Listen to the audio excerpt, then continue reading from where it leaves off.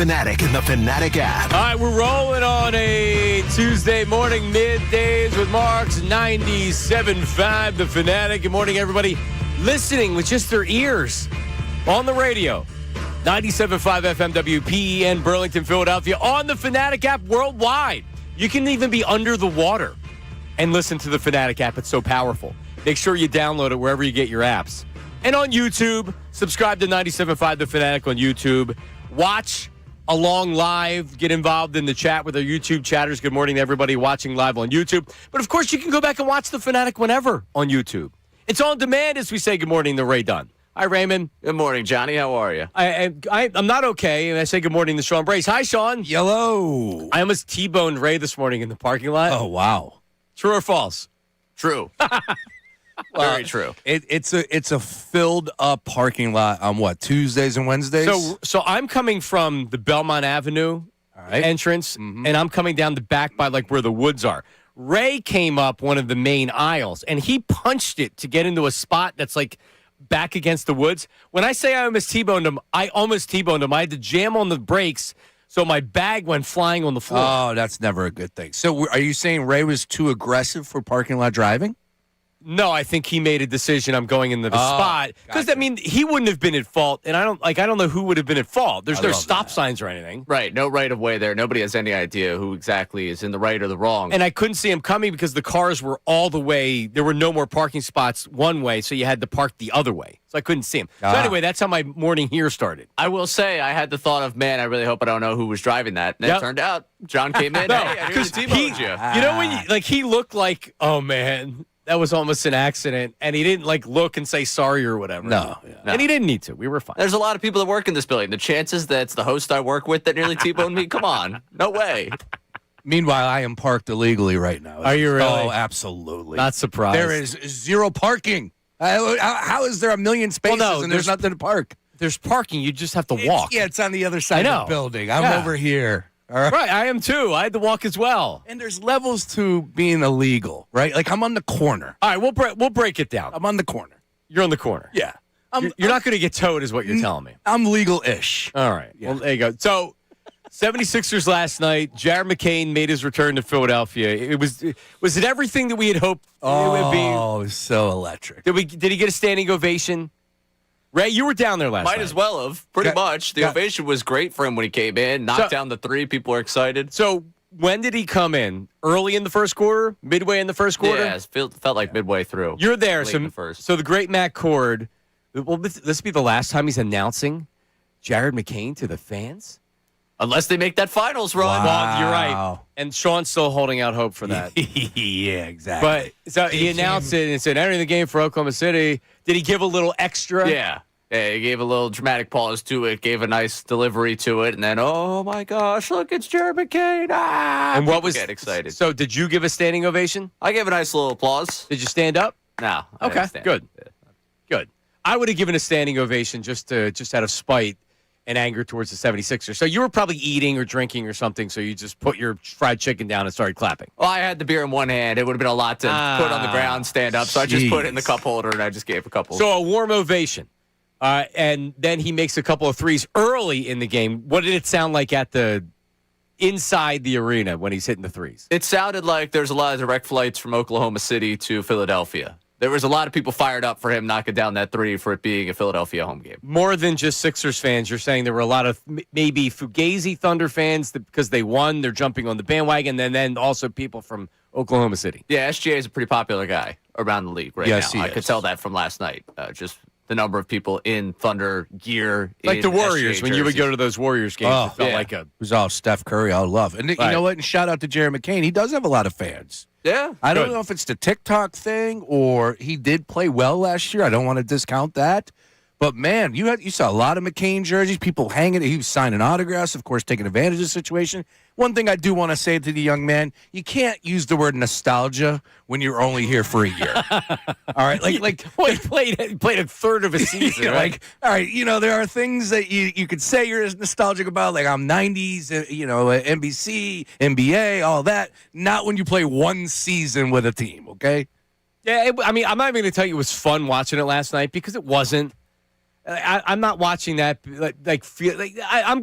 Honestly, I'm happy McCain is in a good spot. He's a good kid. He's a good player. I'd like to see him here, but I am just so the taste in my mouth is so bad. I don't even know how to describe the taste in my mouth. It's so bad, and I just want to be. I want to be rid of it. I want it over with. It's been going on for too long, and we can sit here and we can wax poetically about McCain if we wanted to, but he played last night. I thought it was a lot of fun. I think it's pretty notable that Bob Myers has been as visible at games this last handful of games. Ray, you were texting with Sixers Adam before the show. You know him from his Temple days. He covers to the Sixers for the Philly Voice, does a fantastic job. He texted out a picture last night of Bob Myers underneath the basket. So he's not just sitting in his seats or whatever. He's underneath the basket. And I had said to you, now why is this notable? Is that what he normally does? And what was the response? He's been there quite a bit over the last handful of home games. More than before. He's noticing it much more. Right. And when was the last time anybody seen Daryl Morey at a game? I don't think I've ever seen him.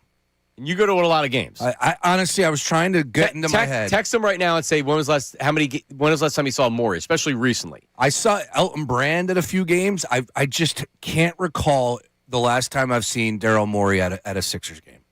Now, I'm not in the hallways downstairs. Is he a type of guy that, just goes up into the suite and then disappears and you don't see him? I don't know. But I promise you that I've never seen him. Now, Bob Myers I've seen a handful of times, including the last time that Oklahoma City came to town. He was at that game. So if you're asking who's Bob Myers was the architect and the GM of the Warriors teams that won multiple titles. That's right. He left Golden State. He was with ESPN for a couple of years. He was hired by Josh Harris not to be in charge of the Sixers, to be in charge of all of the sports properties. President of sports for Harris Blitzer Sports and Entertainment. Right. So I remember seeing a lot of naive people at the time that said, oh, this is great. Daryl Morey and Myers working together. This is awesome. And it's like, you think Daryl Morey was happy that essentially they hired the guy that's probably going to fire him? And if not, he's Daryl Morey thinks he's this great GM. Bob Myers has already won championships. That's something Morey hasn't even sniffed. So Myers comes in. I can't imagine it's a great, hey, let's work together to figure this out relationship. I think it's a, hey, Daryl, good to see you again. And then he's looking at everything and saying, what are we going to do? And I don't know how, knowing all the information we have and knowing where the Sixers have been, where they are right now, I just don't know how he's back next year, Daryl Morey. I really don't. And the fact that he's not seen at games and that Myers has had increased visibility over the last handful of games, here's what Bob Myers isn't going to take Daryl Morey's job. Bob Myers is going to hire who takes Daryl Morey's job, whether it's Elton Brand or somebody else, and then he's going to oversee everything from the penthouse. Yeah. At least because you don't the job he has, he's overseeing everybody for Blitzer Sports, which is a number of properties. So, but now I think it's going to be under different control, which is so necessary for this right now because this team, it's clear, needs a new direction. We need something different, Sean. Oh, absolutely. And look, yeah, Bob Myers was hired because you went 24-58 last year. There's only one person who needs to look himself in the mirror with this record, and that's Daryl Morey.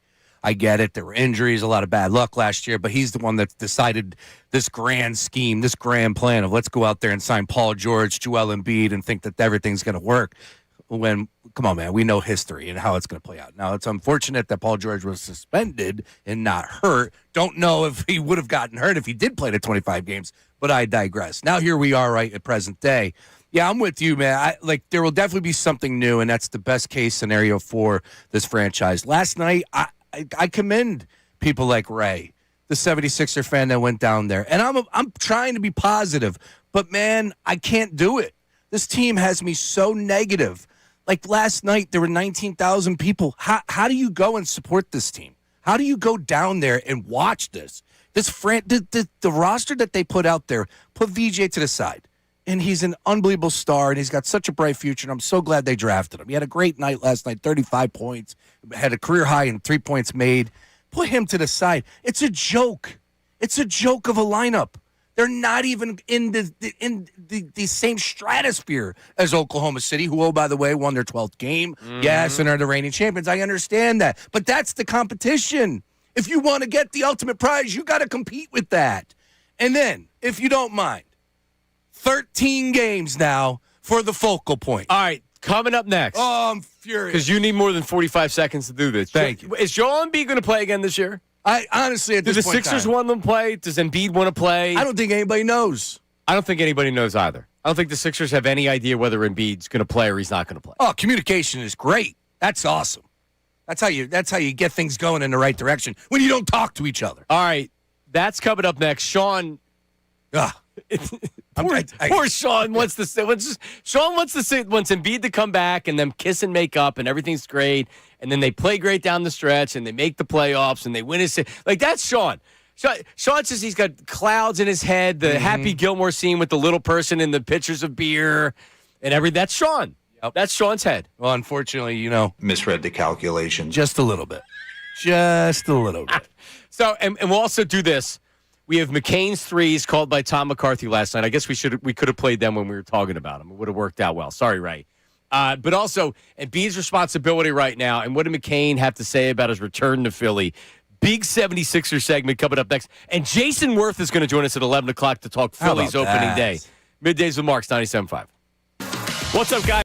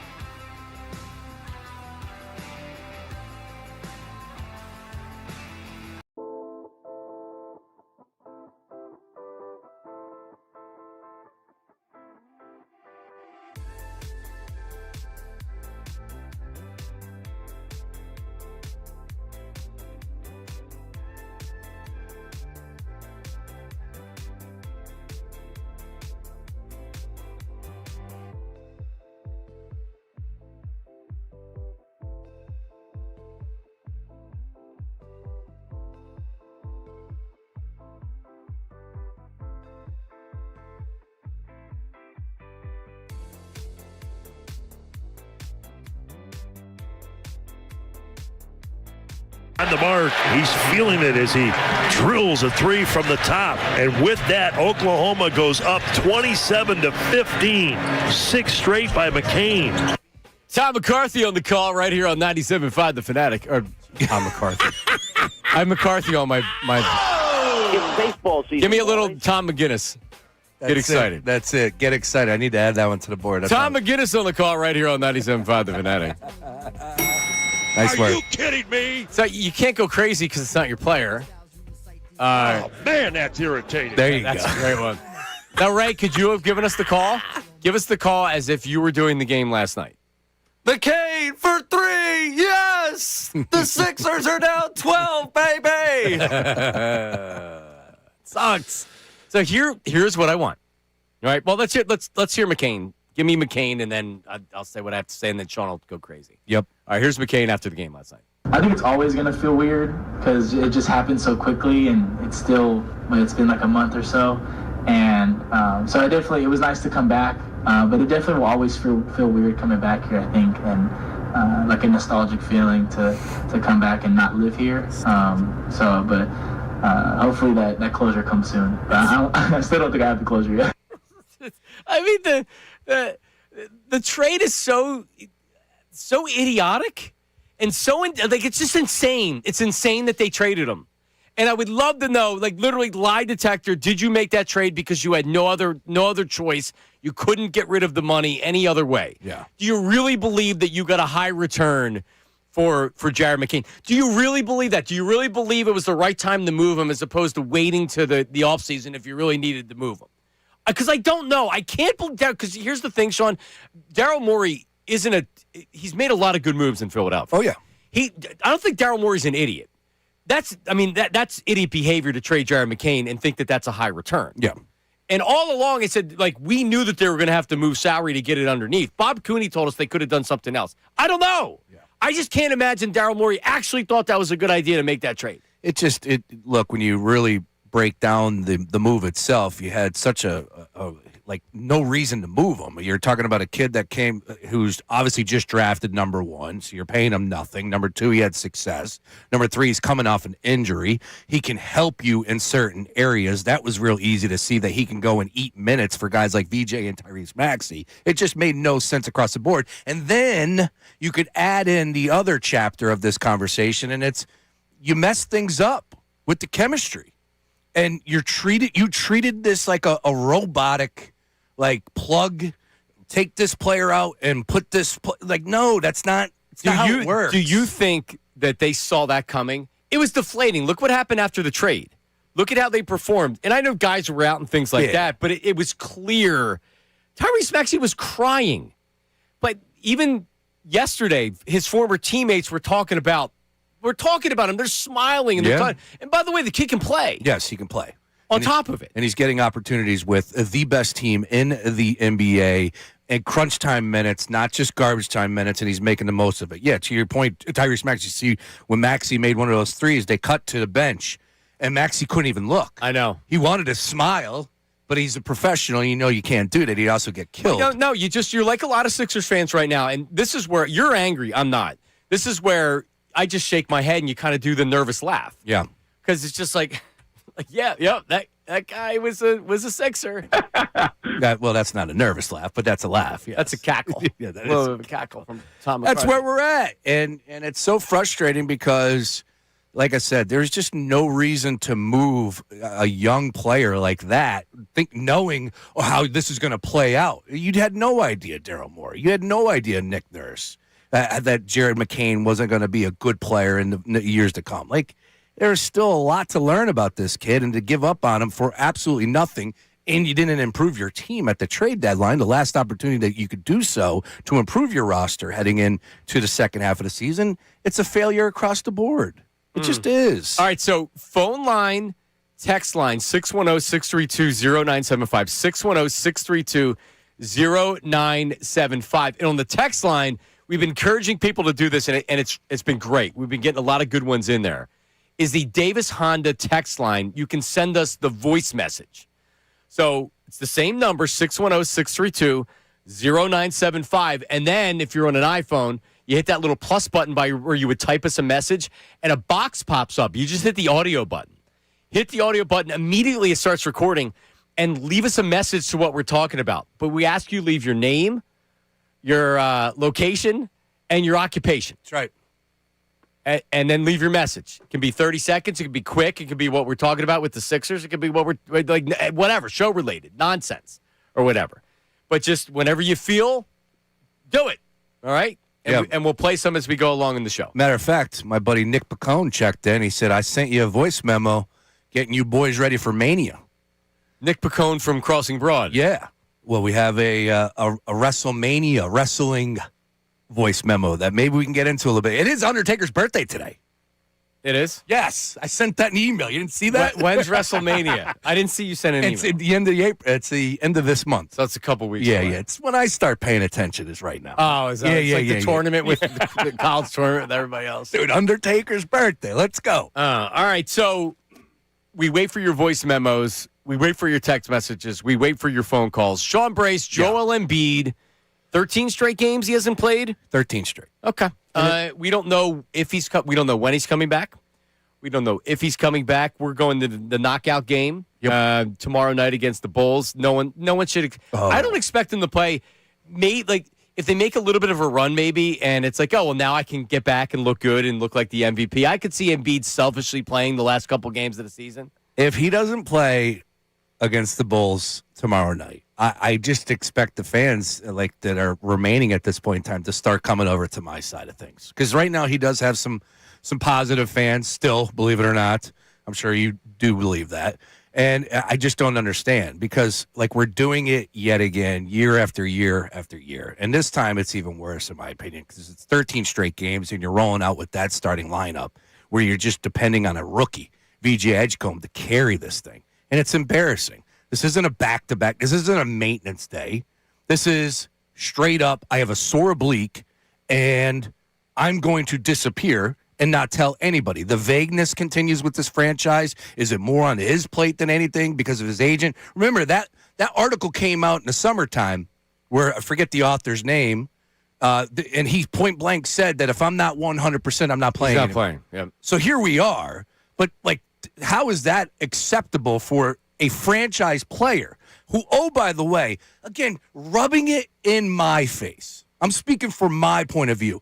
To see him take the floor yesterday and warm up, and he looked fine, and then not play.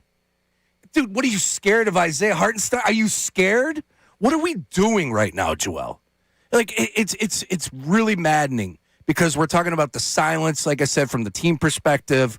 This is just a disaster year after year after year, and it seems like it comes around this point in time of the season where now he's vanishing, and we're wondering whether he's coming back, and it's still just based off of a sore oblique.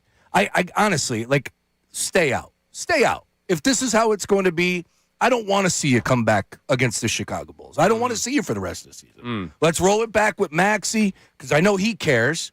Paul George somewhat has to care. I mean, I'm not going to stick up for him too much. I think Paul George cares. All right, good. Joel Embiid, I don't think cares. Other than he's ending a drug suspension. Yeah, it's hard to. But I'm not whatever with Paul George. Paul George signed the contract. Sixers offer him the contract. I think he can still be a good player. It's so apparent to me, and I would actually choose Team Embiid over Team Morey right now and Team 76ers. But I don't want to do that because, like you had said, with the injury stuff, I had heard prior to last season when coming off the Olympics that nobody. Remember, we didn't know if he was going to be ready for opening day. Opening game, he hadn't played, and there was no information. And people got pissed at the Sixers because, oh well, they're not sure. They're hiding information, not sharing any information. They didn't have any information. Yep. They're being told as needed by the Embiid camp. And they weren't being told a lot of information. I don't know if that is the case right now, but I can tell you that this relationship is broken. Yep. And it's time to blow it up and move on. And when I say it's time to blow it up, you have two franchise guards and you have some other pieces, but it's time to figure out a way from the Joel Embiid 76er career. It just is. It just is. And I GM gone. Joel Embiid, it's time to move on. If they move on from Morey, will Embiid be fine? Will he be happier? Okay, but then you still have the Embiid stuff, which is he's always injured. Yep. There's a difference between, like you had said, there's still Embiid fans out there. I'm a fan of his talent. He's an amazing talent, an amazing player. But what has that done so far in his 76ers career? Even made a conference final. So you could try to do the same thing again. So what, he can miss another 40 games next year, and we're going through this entire cycle all over again? I can't do it. And then the year after that, and the year after that, because it's a brand new 3-year deal that he signed last year, which was just, I have no idea why Daryl Morey would do that, but, he's a desperate president of basketball ops at this point in time, right? I mean, that's the only reason why I would imagine that you give Joel Embiid that contract is because you were completely tied at the hip with him. Like you went out there as opposed to not giving it to him. Yeah, you're right. And it's just you can't. expect something to be different. Is he dealing with bad luck with some of these injuries? Sure. But if it's not that, it would be something else. There's nobody that should be surprised that these injuries have continued. When you signed the contract, the only thing that you can hope for, well, first of all, you signed the contract because you're afraid if you piss him off, he's going to say, all right, you don't want to pay me? Then I'll when I'm a free agent, I'll leave, which is like the amount of money that you make by staying and re-signing with the Sixers. What you do is you sign the contract, then you get traded. You don't play hardball. So, like, Morey also probably could have played it out another year. Were they not going to sign him to the contract, though? I mean, Josh Harris isn't going to argue with it because they were selling the place out. They were making money. But then when it's like, hey, he has a knee condition. He has a chronic knee condition. It's not a knee condition that gets better with rest. No. He's going to have these injuries. He's going to have the Bell's palsy type stuff. It's good. Like, what are we talking about here? Expecting something otherwise is insane.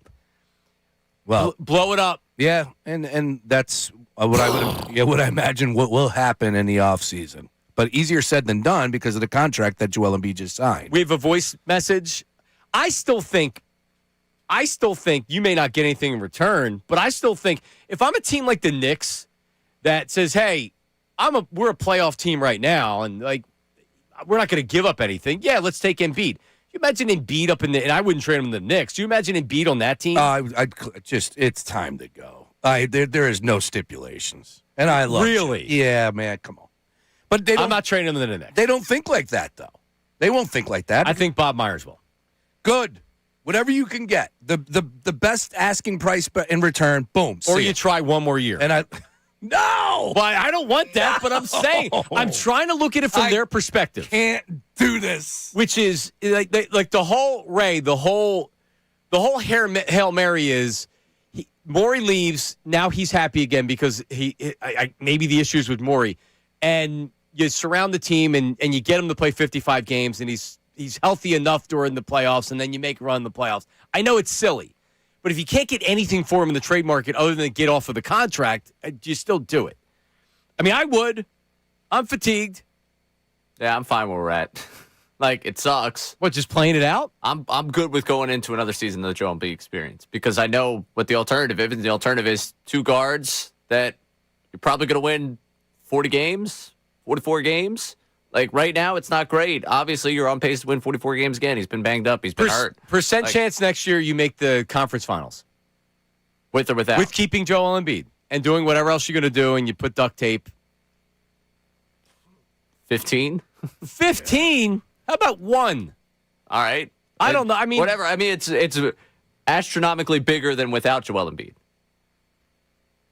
Like 1, then it's 0.01. No, it's 0 without Joel Embiid. But so what? At some point, you have to realize it's not working, and you move on. It's better to move on now than wait another year, at least from my perspective. I don't know, man. I mean, like, don't you want Edgecombe kind of being like, all right, Joe's gone. Like, this is a year of maturity for you. This is how you're going to – because they're not going to be playing with him long term. So you just put him out there and you put him through this whole thing all over again with – is he going to play? Is he not going to play? He's got this injury. He's got that injury. He's taking 10 days off. He's going to be reevaluated. I mean, who wants to go through this? It's tiresome for the players, too, man. Now, you know who wants to go through this? I'm looking at our YouTube chat. I love it. Sixers fans. Oh, my goodness. Believe me, What is... let me shout out this guy, Money Marr. Oh, he's painful. Who claims that the Sixers dictate Embiid when he plays and does not play. Yo, Money Marr, come on, man. Is this your first rodeo here? No, he always has the wrong take. And we appreciate him because he is on the look, at the end of the day, look, a wrong take is a wrong take. And then you got plenty of people that are talking about Maxey. He gets hurt every single season. Yeah, but there's one thing that's being said about Joel Embiid that's not being said about Tyrese Maxey. It's his team. It's Joel Embiid's franchise. He is the savior. He is the focal point. He is the MVP candidate when healthy. You don't say that about Tyrese Maxey. Do we have a voice memo? We have a voice message. Is this from Sean Bernard? All right. This is Joel Embiid's #1 fan. Here's the message. What's going on, guys? Sean Bernard here from DraftKings Network and Crossing Broad, and I'm here to say it might be time to start getting excited about the 76ers again. They've weathered the storm and given themselves a puncher's chance down the home stretch of the season. They went 13-12 without Paul George, are 4-2 in their last 6 games, and are just 1 game back of the 6th seed in the Eastern Conference. Paul George is officially back. Tyrese Maxey set to be reevaluated and has gotten more shots with his left hand over the past few weeks than most of the roster has while fully practicing, and Joel Embiid looks ready to return. For all the frustration about Embiid not playing of late and the lack of clarity from the team is for sure frustrating, maybe, just maybe, it made some sense to keep Embiid off the floor and maximize his time alongside the other max contract guys. The top teams they are facing may be resting guys for the final few games, and they will close the season with back-to-back tanking teams. Make up a game, punch your ticket to the 6th seed, and then feed me the fraudulent New York Knicks. Buy in, fellas. Yeah, Daryl Morey's playing chess. Yeah, exactly. That's another thing. I definitely play checkers. No doubt about it. Now, here's the deal. I promise you this because you can go back 2 weeks ago, and we said on the postgame show, this looks like a game. Paul George, we knew all along that Paul George was returning today. Knew it was tomorrow because of the knockout. So I said, George will be coming back there. You started doing the math on the away games. You knew he wouldn't be back for Oklahoma City because that takes heart to play against the reigning champions, and Joel Embiid has 0 of that right now. So I figured that this would be the day against the Chicago Bulls. We were saying this 2, maybe 3 weeks ago, believe it or not. And for crying out loud, Embiid's been out that long for people that aren't paying attention with a sore oblique. I believe February 26th is when he got hurt against the Miami Heat. Well, because he's taller, the oblique's bigger, and it takes more time to heal. Again, man, that video, I did not need to see that. That sent me off yesterday. He is fine. Why is he not playing last night? Maybe there's something with Sean saying, which is they're out of an abundance of caution. They're trying to keep him healthy. They are a game behind the Hawks for 6. Yeah, they're also a game and a half from not being in the play. That's correct. You got the Magic who are struggling right now, the Miami Heat who are struggling as well. Hawks have been playing better. So here we get the Bulls tomorrow night, the knockout game. They should win that. Knockout odds coming up at 12:30, Ray. That's right. Is that correct? Ray is the odds for the Fanatic hosts. Yeah. Bulls tomorrow night. Should win. At the Hornets. I'll give them a loss because I don't think Joel Embiid plays. The Bulls just beat a good team last night. They did. They beat the Celtics 2 nights ago? Bulls just beat Houston last night. They beat Houston, yeah. Yes. Durant had a big night. But yes. At the Hornets. I'll have to give him a loss there. At the Heat. I think Joel Embiid plays. Let's go with a win there. Let's say he's not playing. I don't see them winning. At the Wizards. They win that. Home against the T-Wolves. Good luck. Home against the Pistons. No Cade Cunningham, but they're 8-2 without him. Tobias Harris revenge game. Yeah, there's no way I'm not taking the Pistons. So what's best case there? 3-3? Sure. All right, beat the Bulls, lose to the Hornets, lose to the Heat, beat the Wizards, win one of the 2-4 maybe? It comes down to this. What is a positive? The positive would be getting the playoff experience, whether it's a playing game or a series, and you get it for your young guys like VJ. If Maxey comes back, that's the only thing that I'm grabbing onto. I don't want to hear about making a run. I sure as hell don't want to hear about beating a team like the Knicks in a series. Come on, man. Well, I mean, as much as I say that I don't care and I have such fatigue, I would still like to see him be the 6th seed so we had a real playoff series. Yeah, it'd be great. I'm not gonna predict they're winning anything, but right now the Knicks are the 3 seed. You tell me a series against the Knicks wouldn't be something? Yeah, it'd be fun. Holy cow! And then if they got their ass kicked, then we could really complain. And with the play-in game, like the NBA wants everybody to make the playoffs, and now you're talking about possibly 2 straight years that the Sixers don't. That's a disaster. I don't want to be that team. I don't want to be that franchise. I don't want to be the Chicago Bulls. First time ever that I agree with Sean Bernard. Maybe you know what? Sixers are only a game out, Ray. What do you think? Yeah, I don't know if this is the get excited portion of Get excited! things with this 76ers team. But legitimately, if we want to take a look at the big picture, the last 7 games, they play 6 games. They played 4 teams that were tanking. They believed they were going to win those games. They played Denver. They played Oklahoma City. Without Maxey or George, are they just throwing Embiid to the Wolves saying, hey, you know what? Go out there. You go see if you guys got a chance here tonight. I think they might have just managed this as if, hey, his oblique bothered him. Rather get him to 100%, get him down the stretch, get the Bulls here. Is it the warrior mentality of the whole thing? Absolutely not. but it might be their way of saying, we're going to get all three of you back out on the court. I expect to see Joel Embiid tomorrow night. So I'll be surprised. I expect to see him tomorrow night. If we don't see him tomorrow night, I'll be surprised. I think that they're waiting to get their big guys back on the floor because if you look at these last 6 games, if he wasn't healthy at the beginning of March, they looked at the middle of March like there are teams actively trying to lose basketball games. If we lose to those teams, that's just the basketball god's way of saying it's not going to happen for you this year going to the postseason. So you think he returns tomorrow night? I think he returns tomorrow night. That'd be something, man. I don't think he's out there at shoot-around with cameras out there upsetting people like Sean Brace if he's getting ready. If he's getting ready to come back. So maybe part of it is the pressure from Sean, but also knowing the Fanatics knockout tournaments after the game, he wants to make sure he gets back for the game, makes the start. Absolutely. I'm sure he's got us in mind. Maybe both of them. Sean with his pressure, putting on internal pressure from Joel. Yeah, I give up. I honestly have no idea what to expect, whether or not he's going to play or not. 13 straight for a sore oblique. It's ridiculous. And this team, this franchise has no pulse. They're not, giving us any information. It just is more of the same here. And it's a shame because I do enjoy watching this team play. Maybe not like last night when you're rolling out VJ Edgecombe and, the cast of characters that are starting out there. It's like, come on, man, what are we doing here? And that was an easy winner, 16.5-point spread. I mean, come on. I thought it would be at least a 30-point win by Oklahoma City. No, they hit a bucket. It was teetering. It was 15. They were up down by 15, and I was thinking anybody that has this line. VJ played well in the third quarter. He went off. 3-pointers were made by the 76ers, 2 down the stretch. I thought Oklahoma City kind of played a little sloppy, but you never thought that you were going to lose that game. Like as far as 16.5, I did think the 30-point victory was reachable, and why not? This team has lost multiple 40-point games at home. So I just give up, man. And for the people like, Money Marr, who wants to believe in Joel Embiid guiding us back, and I'm not. It'd be great if he came back this year and we had a even a playoff series 2 years ago, and then they traded him.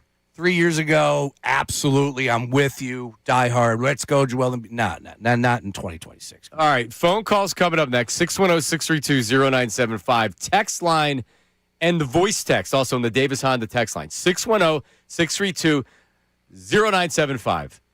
Leave your name, your location. Actually, you know what? On the text line, even if they send text, they should do the same thing. Right? Because you're always like, texter from 484 area code, blah, blah, blah. No, like on the text line, if you want to have your voice heard, and if you want Ray to be angry, leave your name, your location, and your occupation. All right? All right. That's coming up next. 610-632-0975. Jason Worth at 11 o'clock talking Bryce Harper and the Phillies. As he spoke in the Bryce, his thoughts on the elite comments from Dave Dombrowski. That is coming up 11 o'clock. Your Sixers calls and texts coming up next. Don't go anywhere. But, hey, listen, first time talking about them yesterday, ComrCross.com, COMER Cross.com. Why am I telling you about them? Because I have a garage floor. Man, it has pits in it. It has cracks in it. There's this one spot where the concrete's coming up where anytime I sweep it, I'm sweeping out pieces of the concrete. So I need my entire garage floor redone. So if your floor has stains, cracks, or bad epoxy, which I thought about doing, I don't want to do, then you got to get a hold of Comr and Cross. Concrete floor coatings. Here's their phone number, 1-800-NEW-FLOOR. They can install a gleaming new Comr and Cross garage floor in just one day. And it's very simple. Contact them. They'll go over everything with you. And then before you know it, you're pulling into a new car showroom every night you get home. Every time you get from work, you open that door and you see the floor. It looks amazing. Guaranteed that your garage floor will never chip, never crack, or show tire lift like epoxy or paint. Never, ever, ever with Comr and Cross. And you make it so easy. In and out in one day. They fix your garage floor's cracks and pits perfectly, and they're all certified. These are not subcontractors. Uniformed pros at Comr and Cross. They take the stuff out of your garage for you. So for quick and easy Comr and Cross garage floor estimate, call them now, 1-800-NEW-FLOOR. That's 1-800-NEW-FLOOR, or their website for more information, ComrCross.com. That's COMER Cross.com. No hot takes, no rage bait.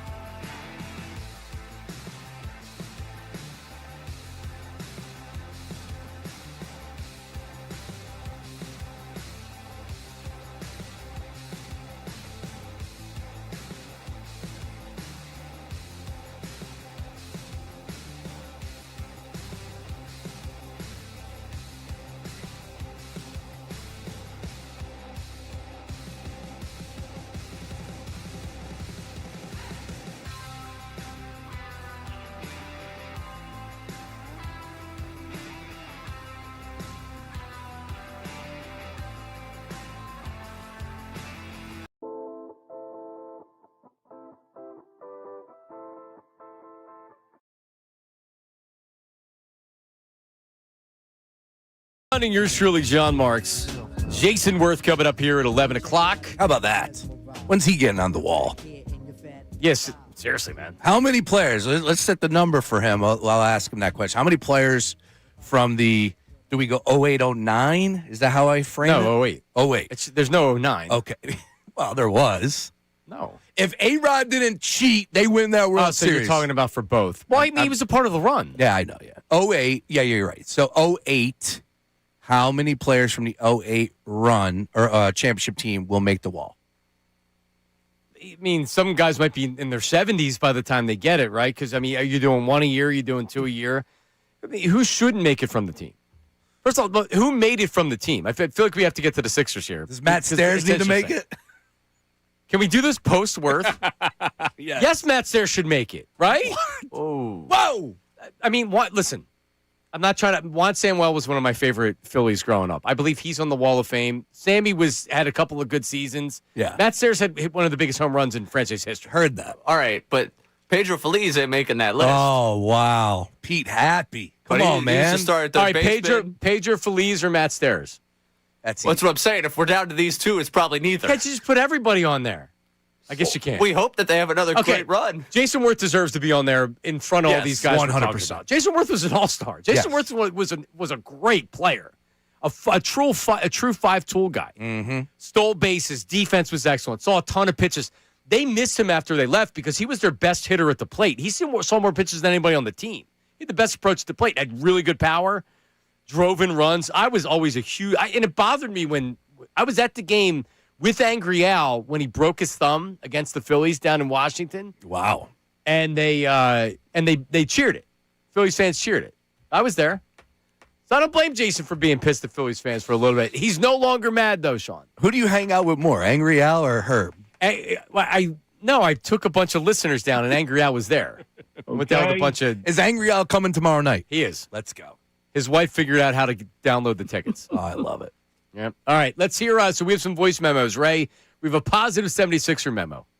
Sam Oster here in Center City from the Score and the Sixers wrap-up show.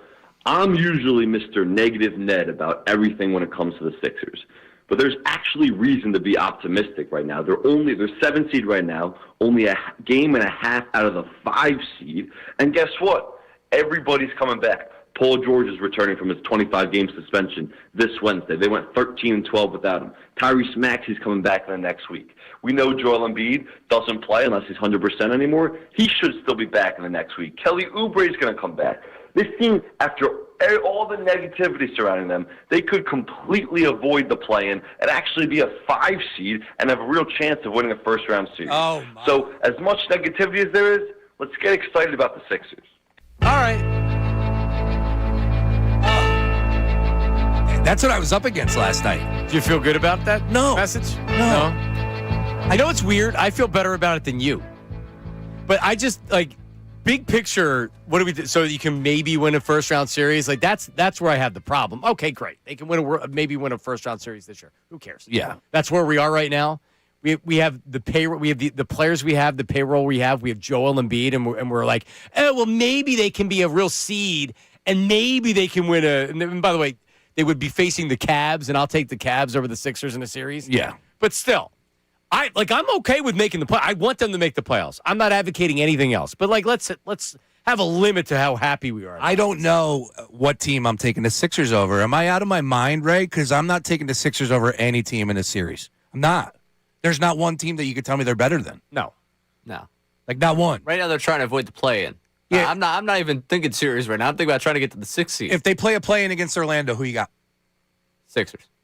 See, I just can't do it. I'm okay with that. I just can't. I can't say, because then you get into the question mark of who's playing all that. The highest seed you could be is the Raptors because you're only a game and a half past them, and then you're playing the Cavs. Raptors have been playing bad, so maybe that's a team I could say, yeah. But you still wouldn't face the Raptors. Correct. You would face the Cavs. That's just saying, the highest seed you could be. It looks like it's going to be you're going to play the Knicks or the Cavs if you were to be the 5 or the 6. Oh, the Knicks, the team that came down here and buried us. Yeah, they're not beating those teams. No. But you know what? I want to see what the kind of balls these young players have. I like that. What does Edgecombe look like in that series? Is he scared? No. Is he fighting Jalen Brunson? Yeah, I want to see them fight the Knicks. Yep. And we got a great comment here from Fightins fan Kev. He says, anyone who buys in his team is a sap. It's like a guy that keeps getting cheated on and just refuses to leave his girlfriend because he's convinced that this time will be different.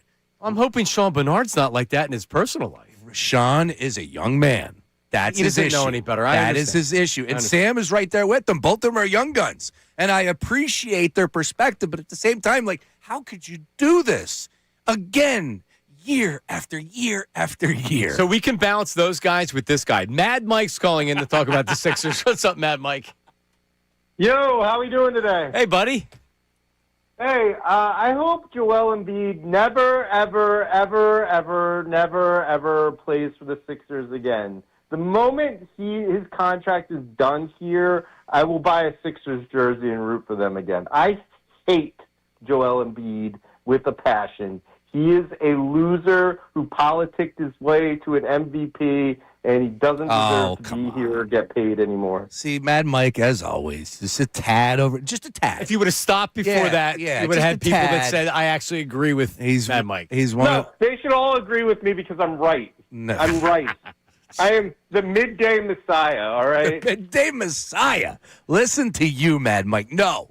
Look, I'm with you as far as... Hang on. No, he's not. He's year 12, okay? He's been through a lot. We've had a lot of good seasons. Yeah, and he's only played less than half the games. Woo! That's awesome. See, then you can't defend him. Right. And that's... And I want to, like, the Jalen Hurts comment, I don't even want to waste the time addressing that. Yeah. But in Embiid, I mean, this is and thank you, Mad Mike. Since the MVP, if I'm not mistaken, I believe since the MVP, Joel Embiid has missed more games or has missed more games than Joker has had triple-doubles. Joker has 47 triple-doubles, and I think Embiid has 50. It was ridiculous. 53. What do you got, Ray? I'm just saying, can we all not, like, stop pretending that Mad Mike isn't just going to hate the next star? Oh, yeah, I'll be a Sixers fan again. No, you won't. I know. Tyrese Maxey will be his full team, and you'll find a reason to hate Maxey. This Mad Mike, I'm going to be a Sixers fan after Embiid, is the biggest load of crap I've ever heard. But so Jalen Hurts, does he have winner DNA? Yes. Right, he does. I don't know how you can say otherwise. He's an intangibles guy. I mean, he's a winner. Is Joel Embiid a winner? Hurts me. Yeah, I mean, like, it's okay to say no, he's not. Yeah. And you can make excuses and say, well, it's not been his fault. You had this and you had that. Okay, like it's not all. It's both things can be true.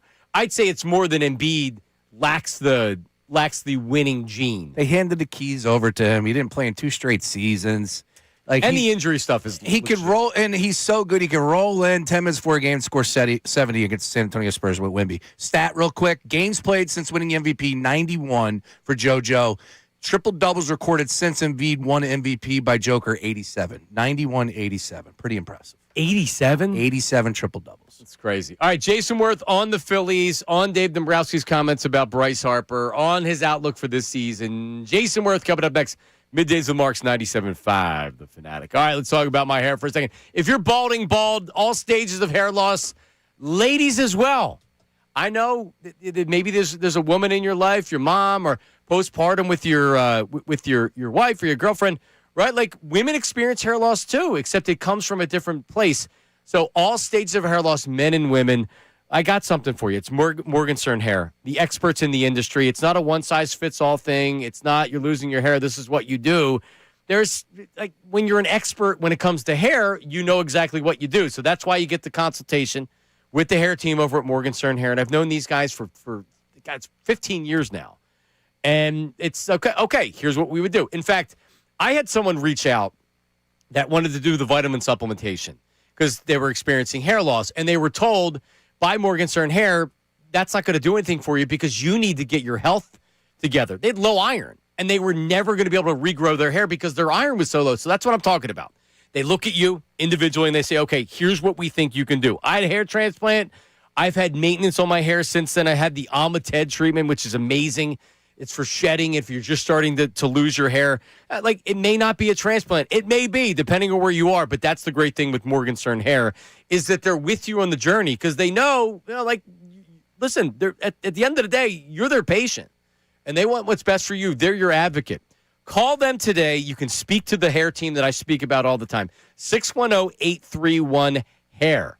610-831-HAIR. The website is morgansternhair.com. That's Morgan with an E, morgansternhair.com.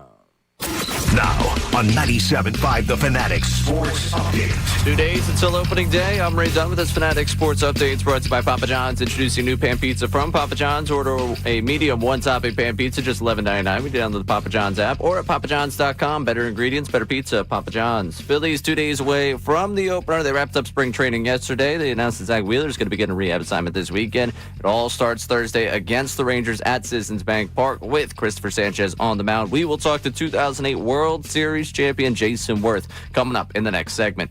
76ers lost to the Thunder 123-103 last night. VJ Edgecombe 35 points. Jared McCain returned to Philadelphia, had 13 points off the bench in his return. Talk post-game about being back. But it definitely will always feel weird coming back here, I think, and like a nostalgic feeling to come back and not live here. Hopefully that closure comes soon. But I still don't think I have the closure yet.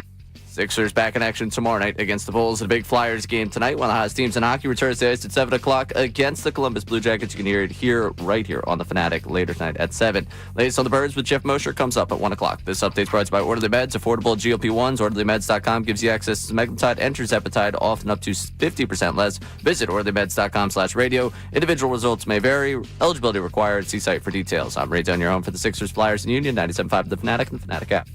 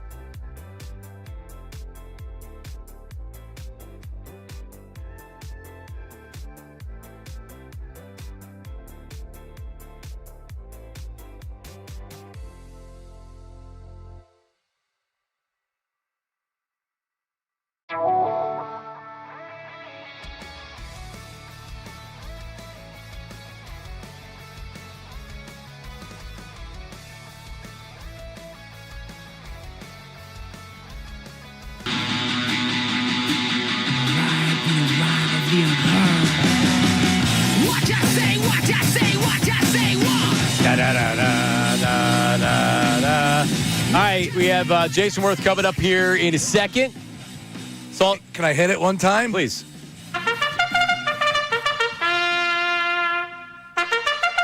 Oh, yeah. Are you a horse racing guy too? Absolutely. You know, the 3 races. And if I can get the opportunity, which I haven't been in a long time, Saratoga, which they do to Travers in August. It's last Saturday before Labor Day. Right. And it's fantastic. Saratoga's not that far of a hike, but it's a great way to close off summer. But come on, man. Who isn't a fan of the Kentucky Derby? I am. Mint juleps, big hats. I've been to Parks Racing many times and they do it right. Whoa. Yeah, no one does It's it a big event. Pennsylvania Derby when it comes to, I think Jason was there, if not last year, the year before. We got to get Dick Girardi on the show. Oh, man. Dick will hop on. Only if we can smoke cigarettes during the segment and Deal. talk about the horse racing. Let's do it. I love it. Because that was my childhood. I'm 18, now I can go to Philly Park. You go to Philly Park. Dude, a turf club? Wow, you're just bringing back memories there. Yeah. That's insane. I used to go to Philly Park, and I knew nothing about horse racing, but I would just do a trifecta box. Yep. And then, one of the first times I did it, it's like I just hit and won like $150. This is the best thing ever. That's why I love horse racing. I think I won my first time. The turf club won by Citizens Bank Park, and then there was one downtown, right in smack dab center city. Well, listen, Jason Worth might have been an excellent baseball player, but man, he's something else when it comes to horse racing. He's got the eye, John. I'm looking at his Instagram page for Icon Racing. It's Icon ICON Racing LFG. So follow him on Instagram, and Jason's nice enough to join us right now. Jason Worth, how are you? I'm good. How you doing, guys? Good. Sean said this my co-host Sean said this during the break. He's like, man, Jason Worth kicked in the door when it came to horse racing. Big man. time. Yeah, you're a big time presence. Congratulations on that. Yeah, thanks. It's been unexpectedly a lot of fun. It's not something I was thought I would get into, but we fell into some really nice horses. We got lucky. We've been fortunate, and we started Icon Racing because horse racing is awesome. Basically, is it a We know you made a lot of money in baseball. Is it a profitable business for you? Yeah, I mean it has been for us. We've been super fortunate, and it can be, right. I mean there's a lot of money to be made in horse racing, but you can also get your teeth kicked in. And I tell people that you got to look at it as entertainment. You can go do all kinds of things with your money. You can spend it doing whatever, or you can buy horses and go to horse tracks and run big races and have the time of your life. Let's go. That's funny. I saw you down in Clearwater. I think you were down for Philly sports trips. I think you were. I saw you on the Preston and Steve show. How was Clearwater this year?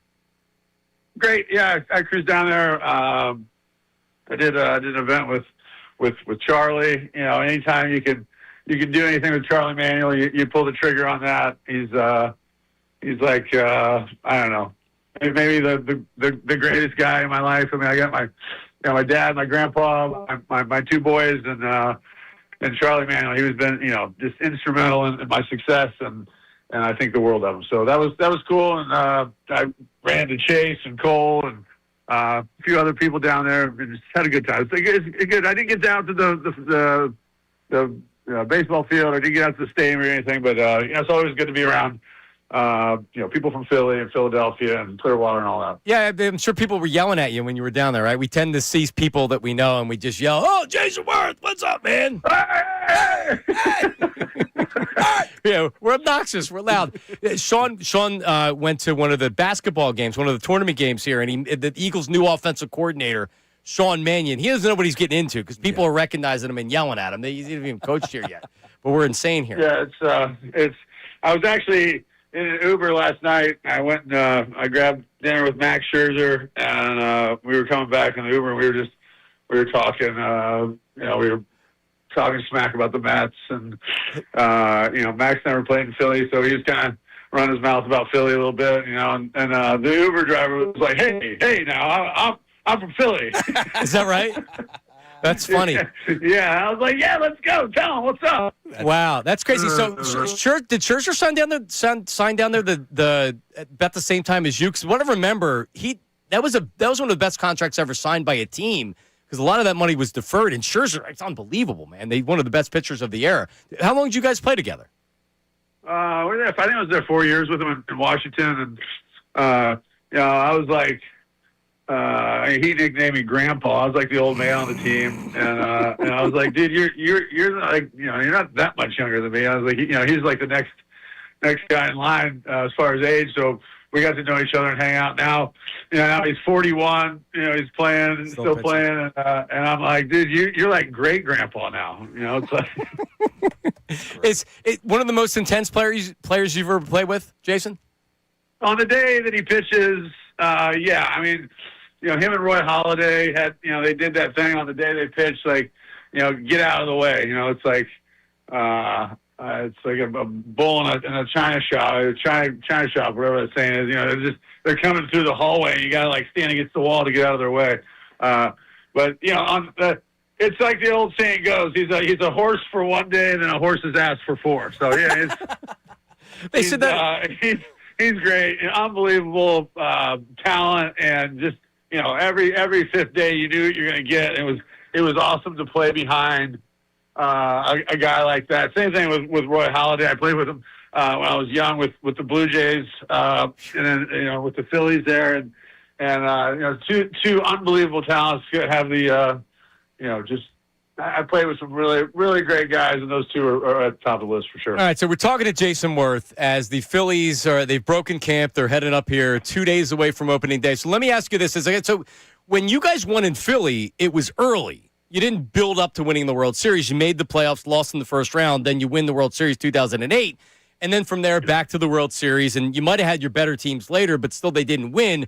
With this current team and with Bryce and with Schwarbs and the guys, it was similar, except there wasn't a World Series win. But now every year it seems like losing the NLCS, lose to the Mets, lose to the Dodgers last year. Like from a player's perspective, Jason, and they elected to keep the core of the team together. Like, what's their mindset? Is Bryce pressing, knowing that hey, it's another year we didn't win? But what's the mindset of a player like these guys going into the season? Yeah, I mean, there's definitely they've got pressure on them. You get to the dance, and the window opens and the window closes. When that happens, nobody knows. We were fortunate to win. Win one. We lost to the Yankees in 2009, and then we're like best team in baseball in 10. We get beaten in the NLCS by the Giants, and that starts the Giants run. The Phillies were picked to. I went to Washington. They were still picked to win it all in 11. They're the best team in baseball, regular season, and they don't get out of the first round. So it's not, it's not easy. There's nothing guaranteed, but you should feel good about, the organization continues to put a quality product on the field, and you got a chance to go to the dance every year and win. And that's all you can ask for nowadays. You see these teams, first chance they get, they can't wait to blow up the team, trade everybody away, and I hate this word. Like, oh, they're tanking. Like it should be illegal, right? Everybody should try to win. So feel good that the Phillies aren't tanking, and they're still putting a good product out there. They're trying to win, and obviously you gotta jump through the window when the window's open. But they still got a chance, and Bryce isn't that old. Everybody wants to say that he's like this old grizzled veteran. I mean, I think he still has his best years are still to come. I mean, I think your best years are like the 33 to 36. That's kind of like that's your prime, right? It falls off fast. How long can you hold on to?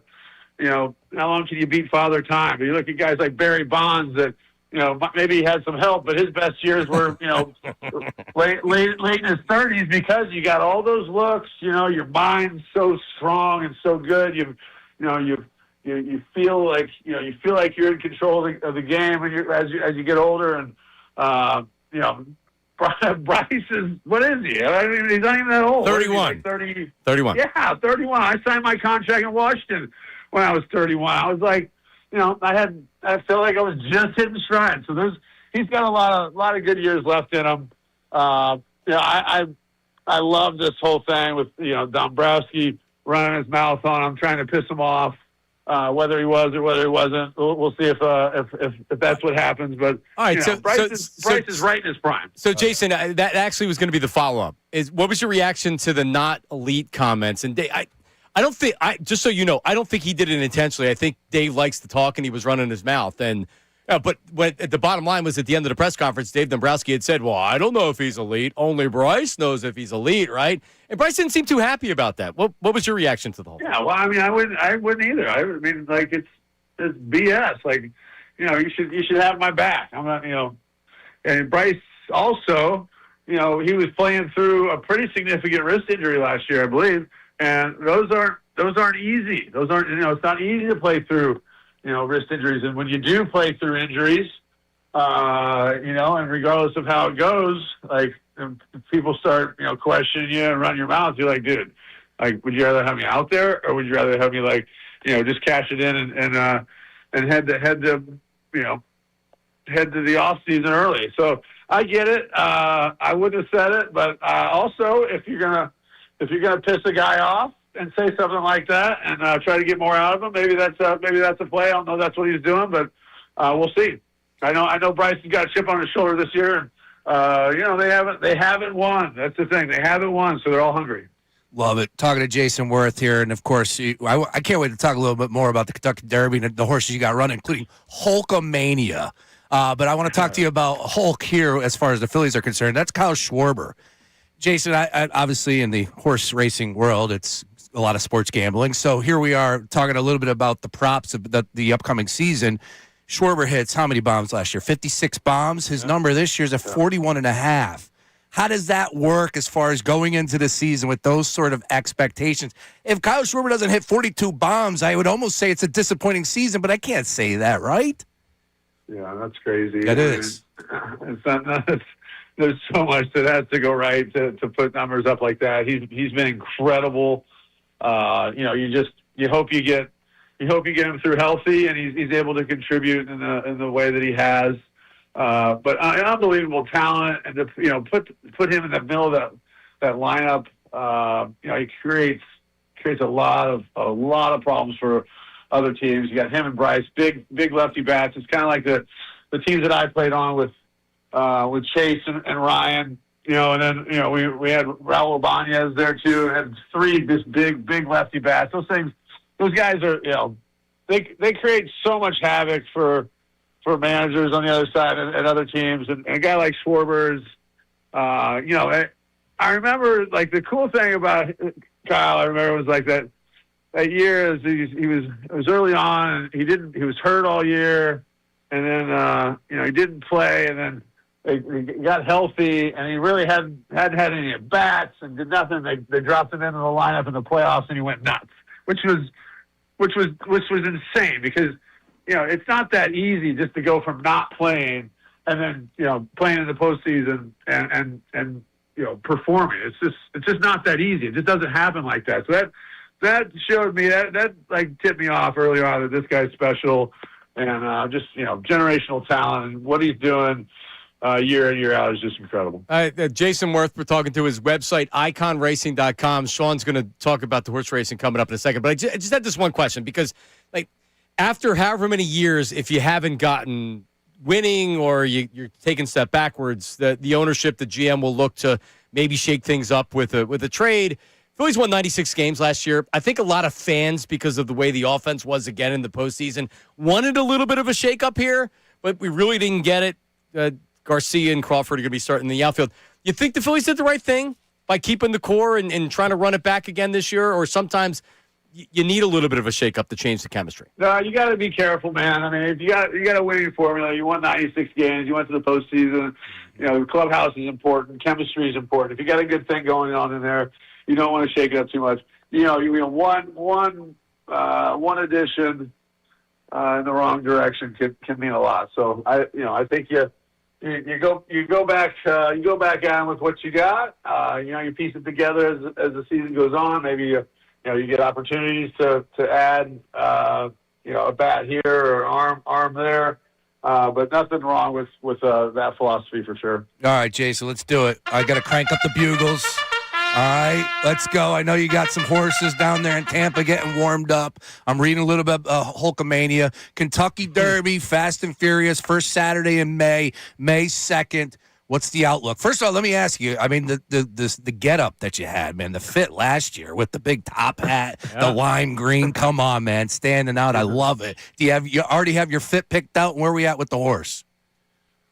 So we ran Hulkamania. So all right. So first of all, the deal with Icon Racing is like after Dornock wins the Belmont, runs 10. My first colt runs 10th in the Derby, wins the Belmont, wins the Haskell, goes on to be a stallion at Spendthrift Farms. You know, puts his name at the top of the list in horse racing potentially going forward. I mean, my God, what an amazing event!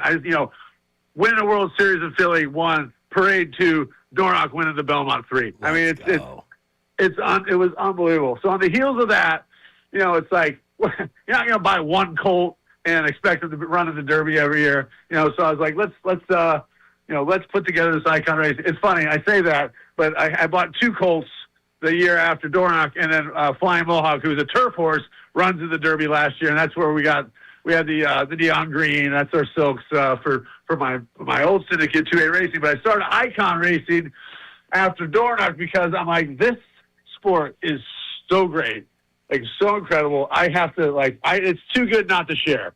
So we put together this fund, this syndicate Icon. You can get in. It's $100,000 a share. You get a piece of all the horses in the fund. We got about 25, 30 partners in each fund. We're on to our third fund this year. The first one's called Affirmed. Second one's Big Brown, and this year's fund is going to be called Sierra Leone. So, obviously named after great horses, Icon Racing, great people, great times at the track, and you hope to have some good runners. This year we had Hulkamania in the Tampa Bay Derby. We took a shot with him. He didn't want the distance, maybe not yet. So, the classic races, the Triple Crown, races they're long races, and not every horse is built for that. So. Maybe we'll bring it back to 8 furlongs, 7, 8 furlongs for Hulkamania. But we've got Nikon, our best filly in the fund. Well, we got 2 fillies. One's a turf horse, Kokomotion. She's amazing, but she's a turf horse. But Nikon, we're running in the Gazelle at Aqueduct, April 4th. She runs first or second, and she'll be in the Oaks. The Oaks, obviously, is the girls' race on Friday before the Derby. So super amazing opportunity for the partners to, in our first year, get a horse maybe potentially run in the Oaks. Pretty cool. So the website's iconracing.com. You can actually get more information on it because Sean, I just saw him going into Swirl and K. Yeah, when you 100K, I got that. 100 grand, transfer it right in from Vanguard. I do like the lightning bolt logo here. I think that's really cool. That's sharp. Yeah, it was it's all about it's kind of like the Formula One racing concept where you build a team, right? Where the horses, they come and go, but the team aspect of Icon Racing, where it's good times with good people. We're going to the track. We're having events on the weekends at different tracks all across the country, and just building up this family atmosphere with people, and you can fund it with a bunch of people and pick up a little bit of piece of it and join the team. It's like that concept. I tell people, in baseball and professional sports, when you win, you do it with your teammates, and it's amazing. You're there with your teammates, and you make these bonds with your brothers, and they'll last forever. Seeing Chase and Cole the other day was, just picked right up where we left off. We'll always have the 08 World Series. But, you look up in the stands and you wave to your family and your friends.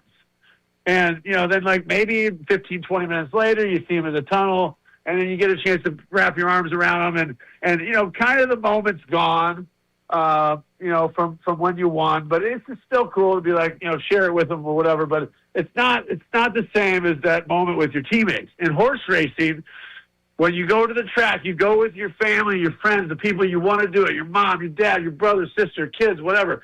And then when the race goes off, building up to the race, there's all these nerves and anxieties before the race. These horses got to, 100 things got to go right for the horse to even get in the gate before the gates open. And then they got to decide they want to run that day. So then, that win, lose, or draw, you do it with your family and your friends. You grab a hold of your kids, your wife, or whoever you're with, and you get to celebrate or win or lose or whatever it is. You get to do it with them, the people you want to do it with, and that is so special and so cool about horse racing. That's what's so difficult or so different than anything else, and that's why horse racing is so cool. So I gotta passion. That's what I'm talking about, Jason. You got me wanting to be involved Let's in horse go. racing, man. That's great, Jason. Let's go. Let's go. You could probably fit on the horse. I'm short enough to where I could. I put on a little bit of weight. into the jockey But Jason, it's something you said there. It's like the horse might decide that day it doesn't want to run, and that's what when people ask me, and I don't know anything about horse racing really, but they'll ask me like, what do I think about this horse? It's a horse. Yeah. I don't know. What do I think? It's a horse. It's so difficult, man, and you gotta. That's your business now. It's crazy. It. Yeah, it's crazy. They're athletes. They are legit athletes, and not all athletes are Hall of Famers. Not all athletes are superstars. You got some guys that that don't like the big moment. You got some guys that that aren't the best player, but in the biggest moments, they show up. And horses are the same way. You don't know what how they're going to be each day, but sometimes you get a horse like a Dornoch, like a Sierra Leone, like maybe this Nikon filly we got. Like maybe just on any given day, it doesn't matter, and they're that dude. They're that chick that shows up every day, no matter what, and they ball out, and that's what's like. When you have a horse like that, it's incredible, man. It's insane. You're the best. Juice is going, Jason. We'll Good talk luck, to you, man. Thank you. Anytime, guys. Anytime. Go Phils. All right, go Phils. The man. Jason Worth. I love horse racing. I do. I'm not like a poser, but the three, you give me the Triple Crown, I'm in. Sean's in on this stuff. Yeah. So Jay went a little long with Jason there. We'll come back. What were we doing at 11:30, Ray? Recapping that? Yeah, I think we should go back into that. I don't want to get rid of him. We did get his it's BS. What he had to say about Harper. We got some Philly stuff coming up. That's next. Don't go anywhere. Middays with Marks 97.5. All right, let's say we're doing Morgenstern here again. All right, Royers for Dentist. My guy, Dr. Eric Pastor. Check this out. Recently, Dr. Pastor and his team were named a top dentist by Philadelphia Magazine. That's for the 10th consecutive year. So, yes, he's my dentist, and that's how I found out about what he offers people like me that are heavy snorers and have sleep apnea. So I was using a CPAP machine. I'm a heavy snorer. I have moderate sleep apnea, and finally, after a long time, I finally went and was dealing with my snoring. So I had the sleep apnea machine, which worked. The problem was I had this big thing and this big mask over my face, and I would almost every night rip it off my face. It was so uncomfortable sleeping. And then in a routine visit with Dr. Pastor, he was asking me about the sleep apnea, and I said, yeah, I use the CPAP. I hate it. He said, have you thought about a sleep apnea device? It's much more comfortable. It's designed to keep your airway open so you don't have apnea and you don't snore anymore. You sleep better. You feel better. And I can tell you firsthand, when I say that it's changed my life, I'm not just saying that because I'm talking about Dr. Pastor. It legitimately changed my life. And when sleep apnea goes untreated, the health risks are serious. Just Google it, right? The great news is Dr. Pastor is the expert in the area, and he'll help connect you to the right doctor and arrange a home sleep test, which is very easy. It's just a little device that goes over your fingertip when you sleep. And guess what? The sleep apnea device is covered by most insurance plans, including Medicare. So if you're done with CPAP, if you're done with snoring and making driving your wife or your girlfriend crazy, call them today. It's drpastor.com, drpaster.com. The phone number is 610-67-SLEEP. You can speak to a sleep team right now. 610-67-SLEEP or drpastor.com. Now on 97.5 The Fanatic Sports Update.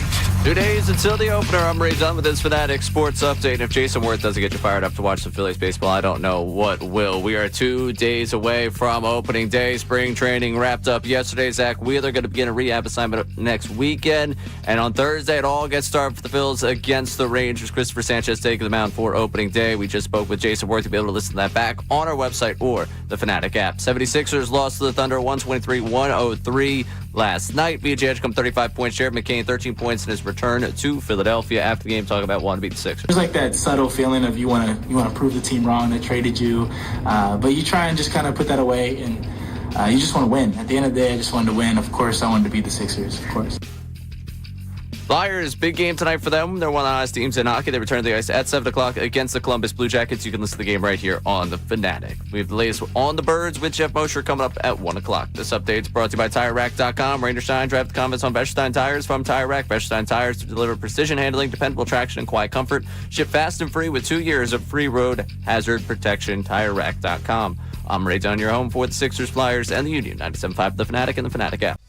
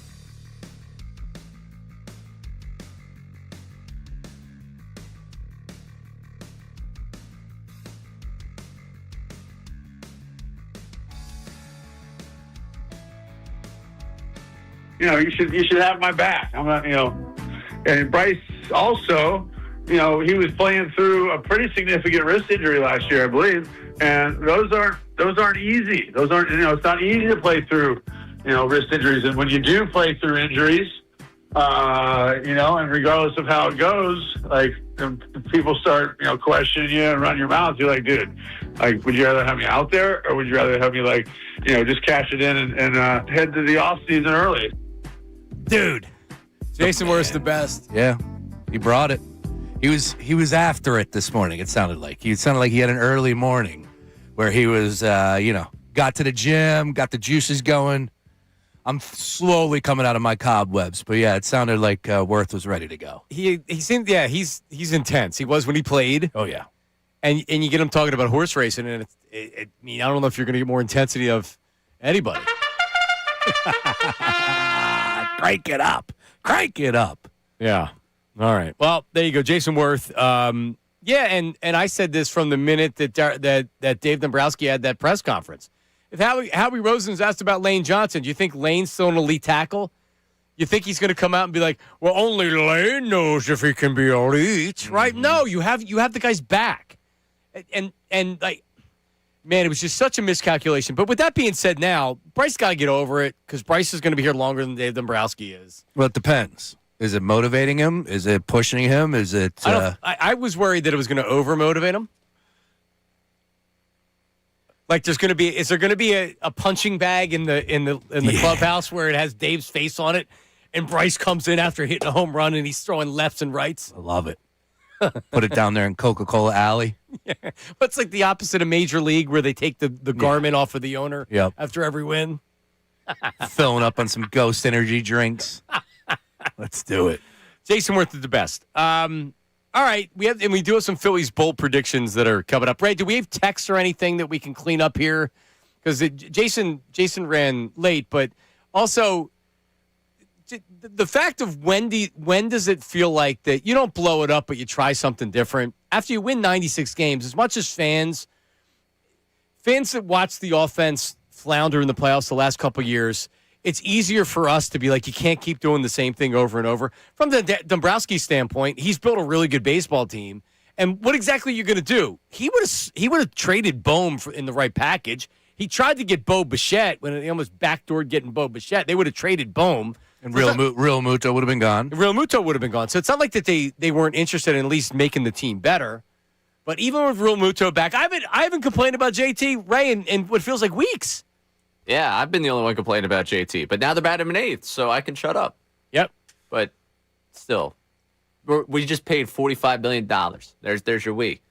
There you go. Yep. $45 million was just paid to a guy that you now have decided has declined offensively enough that you're going to have him bat eighth. Right, and you were ready to let him leave. Right. And instead, like, if it would have been a 2-year, $30 million contract, I think it would have been like, okay, all right, you got that second year at the money you wanted. That third year, man, what about a 38-year-old catcher? Remember, Jason Worth says 33 to 36 is the prime of your life. Even JT's outside of that range at this point. Right. But I do agree with when Worth said that.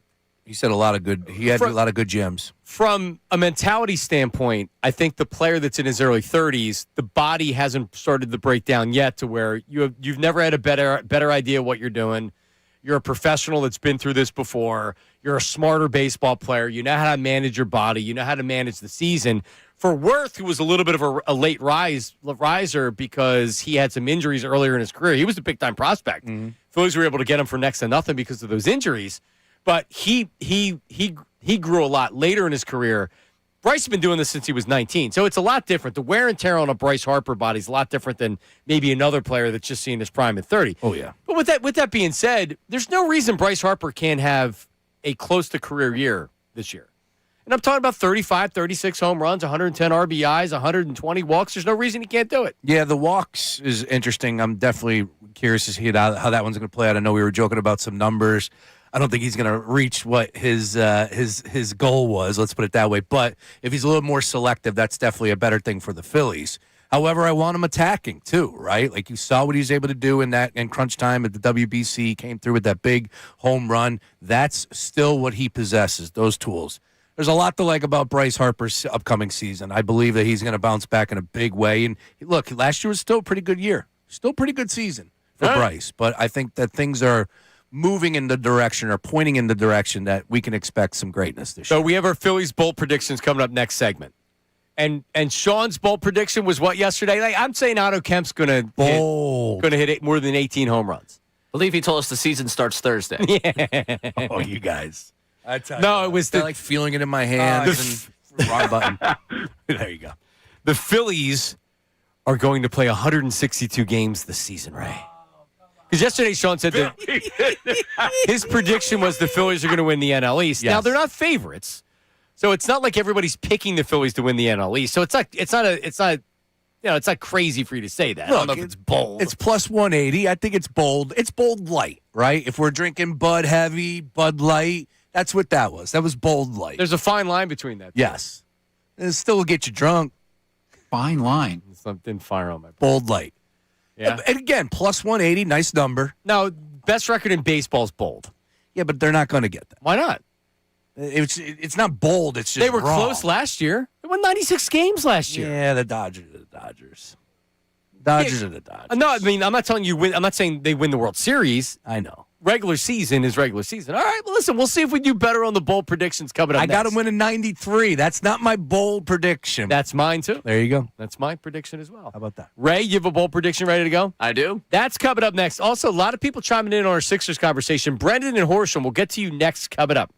All right, so don't go anywhere. Middays of Marks 97.5, The Fanatic. But listen, Comr and Cross, man, listen, my garage floor, and my house isn't that old, built in 1999, but you know what happens with your garage floor. There's some gas leaked on the floor, had some other stuff spill, and now it's stained. Or the pits in the floor. Or I don't know what happened. This didn't happen. It looked like someone took a hammer and just started hitting the garage floor, right? And it looks like crap.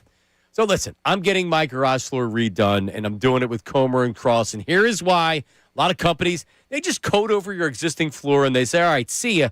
Comr and Cross doesn't do that. They actually repair the cracks. They level everything out.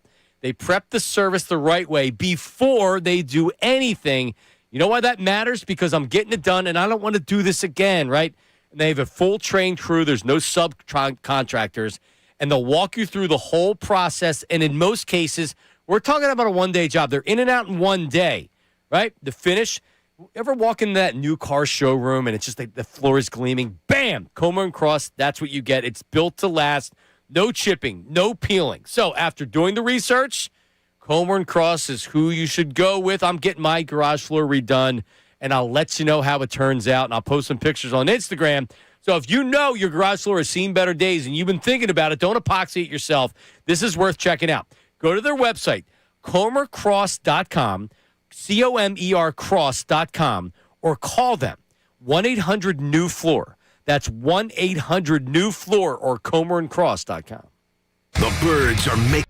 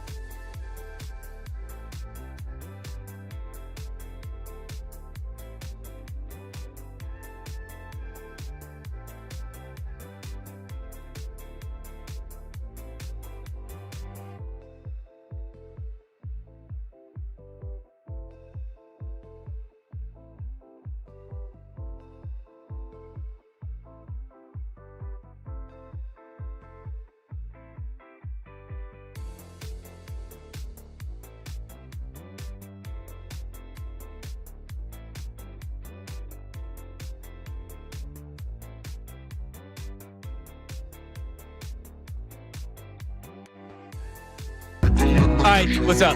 Middays with Marks.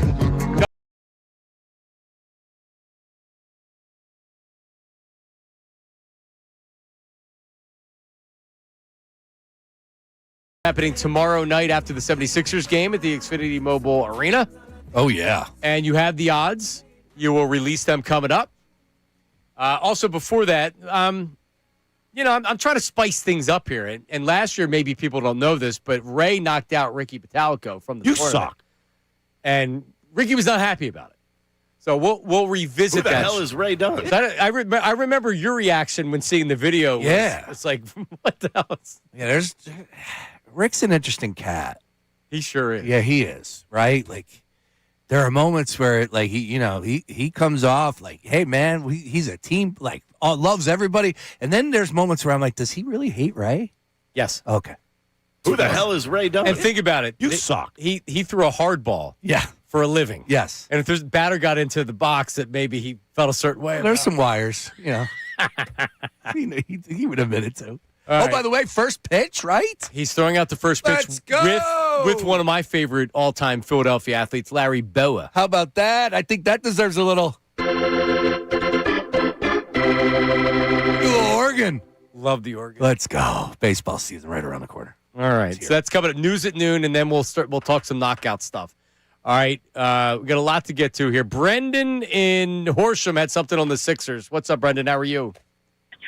Good morning, boys. How are we doing? I was listening to yesterday's podcast about the Jared McCain and the Harry the K stuff, and when I heard Sean Brace being like, "Man, it's just a punch in the gut," and I could hear how defeated he was. Yep. I was like, you know what? Screw the Sixers. It's about time we start trolling these people. Why are we going to them for them to kick us in the teeth with what's coming out of their mouth? I think you guys should call Daryl Morey up on air and be like, "Hey, Daryl, are we a deep team? You should show up at practice with a cardboard cutout of Jared McCain saying, 'Boy, we could use him now.'" And this is our team. And I know you guys have a contract with them, but these guys are just passing through. This is our team. We own this team. And we should be able to go to these people and say, "Hey, Daryl, you suck at your job. Call up to us and answer the questions that we have," and not, "Oh, we got to wait for him to come out and talk to us." That's BS. And it's about time I nominate you guys. Troll these people. Show up at practice. Call them on the air. Call Joshua Harris's number and say, "Hey, we'd really like to talk to you. We own the team. You're a partner in this. You answer to us. We have questions."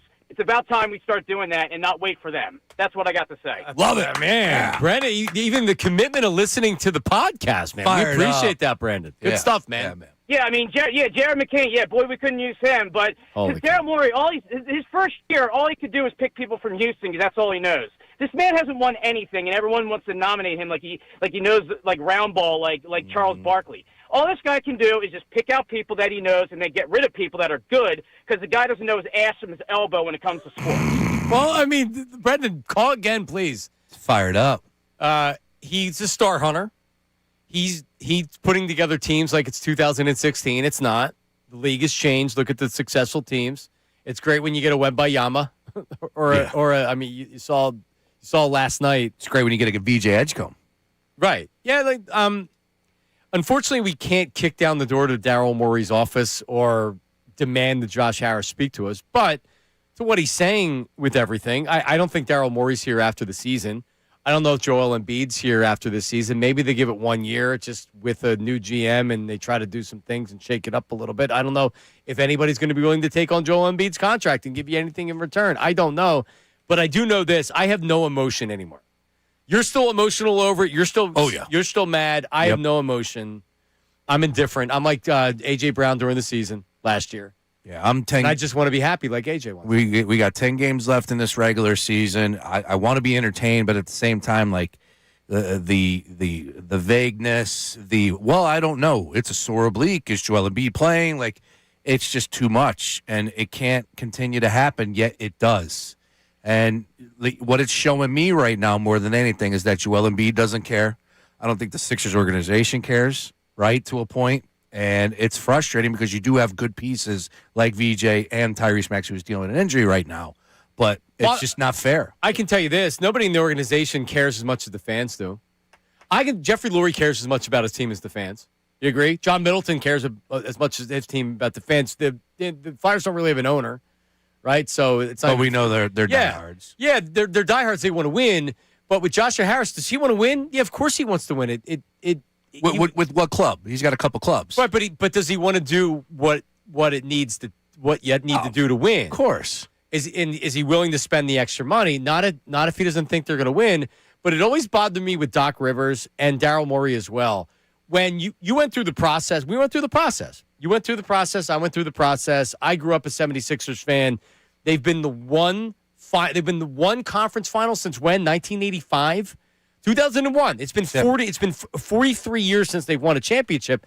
That's 43 years, man. That's longer than a lot of people listening right now have been alive. Yep.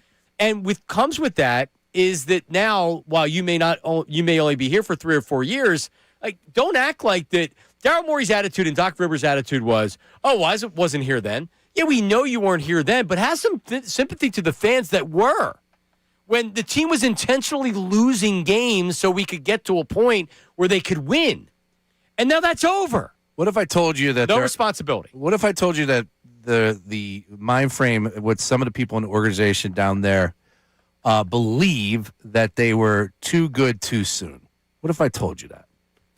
What if I told you that people in the know have said that the collective vibe from a lot of people that are important with the 76ers organization feel that they were too good too soon? I was told this. What's the word I would have for it that I can say on the air? I was floored when I heard that. Pathetic is the word I would use. Is Wembanyama, did they get too good too early? I know they haven't won a championship yet. There's plenty to talk about, as far as what you got right. But I'm sorry, the list of things you got wrong is a little bit longer. Ray, 60 seconds for your Phillies bowl prediction as we got rolling on the Sixers. Phillies bowl prediction. Bold prediction for you: 3 Philadelphia Phillies with 28+ home runs. Ah, that's mine! Nah, sorry, buddy. Who? I'm going to end up going Garcia, Harper, and Schwarber as the 3 that you would assume. But the reason you say why 28, Phillies have not seen that number eclipsed by 3 different guys since 2009. In Bryce Harper's time here in Philadelphia, you go back 2019, they had 2 guys get there, 2022, 2023, 2024, all 2 guys get there. They have not had 3 guys hit over 28 home runs together on the same roster of the Bryce Harper era. They haven't done it as a team in over 15 years. This is the year it gets done. It's really a bet on Adolis Garcia because I think we all feel pretty good about Schwarber and Harper doing it, but he's the guy to get you over the edge. You end up with 3 guys over 28. I'll one-up him. 30. 3 with 30. Wow. 3 with 30. Oh, How about that? That's how you win. Is that bold? Is that bold enough for you boys? Yeah. I thought today you were going to tell us Christopher Sanchez was winning the Cy Young. I thought that was today's bold prediction. That's bold. He's third on the votes. Well done, Ray. Odds. Well done. Was Jason Worth in the last guys that did it 23 guys that did 28? He was a part of that. He had 36 in that 2009 season. That team was nuts. You know a name that we don't talk about enough? Raul Bañez. Well, his first half. Yeah, that first half of the season. He was clubbing the ball. Yeah, Gonzo accused him of being on some PDs. Jeez. That's a greatest hit. Forgot about that one. Didn't accuse him, but said we'd be naive to not think that he's on PEDs, which was a smart angle because I totally agree. I was thinking the same thing. Oh, okay. He just said it. Yeah, you could think it which all is you bold. want. It was great by Gonzo. Yeah. It took balls to say. It was awesome. Now that's something that you could catch a phone call back. I miss Gonzo. Gonzo was a good personality here. He's I haven't seen him in a little while. I was at a wedding with him a couple of years ago, hanging out. He's in Cali doing his thing. He's doing his thing. He was on the NBA channel. He was on CBS Sports for a little bit. I haven't seen him in a minute though. All right, coming up, News at Noon featuring Scottie Pippen. Another shot at Jordan in this one, I think. Victor Wembanyama and something that upsets Ray. And then we're going to get you ready for knockout because will Ray knock Ricky Batalco out for the second straight season? That's my bold prediction. Ooh. And that's coming up next. Middays with Marks, 97.5 The Fanatic. Now on 97.5 The Fanatic Sports Update. 2 days until opening day. I'm Ray Dunn with this Fanatic Sports Update, and it's brought to you by TireRack.com. Rain or shine, drive become some best shine tires from Tire Rack. Best shine tires deliver precision handling, dependable traction, and quiet comfort. Ship fast and free with 2 years of free road hazard protection. Tire Rack. Phillies.com. Phillies 2 days away from the opener. They begin Thursday against the Rangers at Citizens Bank Park with Christopher Sanchez on the mound. They wrapped up spring training yesterday. Zach Wheeler going to begin a rehab assignment coming up next weekend. Jason Worth joined us earlier on in the show talking about everything going on with the Phillies across baseball and some great horse racing conversation. You can catch that one more time on our website or the Fanatic app. The Sixers lost to the Thunder 123-103 last night. BJ come at 35 points. Jared McCain 13 points off the bench in his return. But it definitely will always feel weird coming back here, I think, and like a nostalgic feeling to come back and not live here. Hopefully that closure comes soon. But I still don't think I have the closure yet. Elsewhere in town, the Flyers play tonight. One of the hottest teams in hockey. They return to the ice at 7 o'clock against the Columbus Blue Jackets. You can listen to the game right here on the Fanatic. This update's also brought to you by Taco Bell. Try Taco Bell's new Lux Value Menu. 10 items, all $3 or less, featuring the new chocolate fudge and caramel empanadas. Just don't let the Lux go to your head. For a limited time, price participation varies, tax extra. I'm Ray on your home for the Sixers, Flyers, and the Union. 97.5 The Fanatic and the Fanatic app.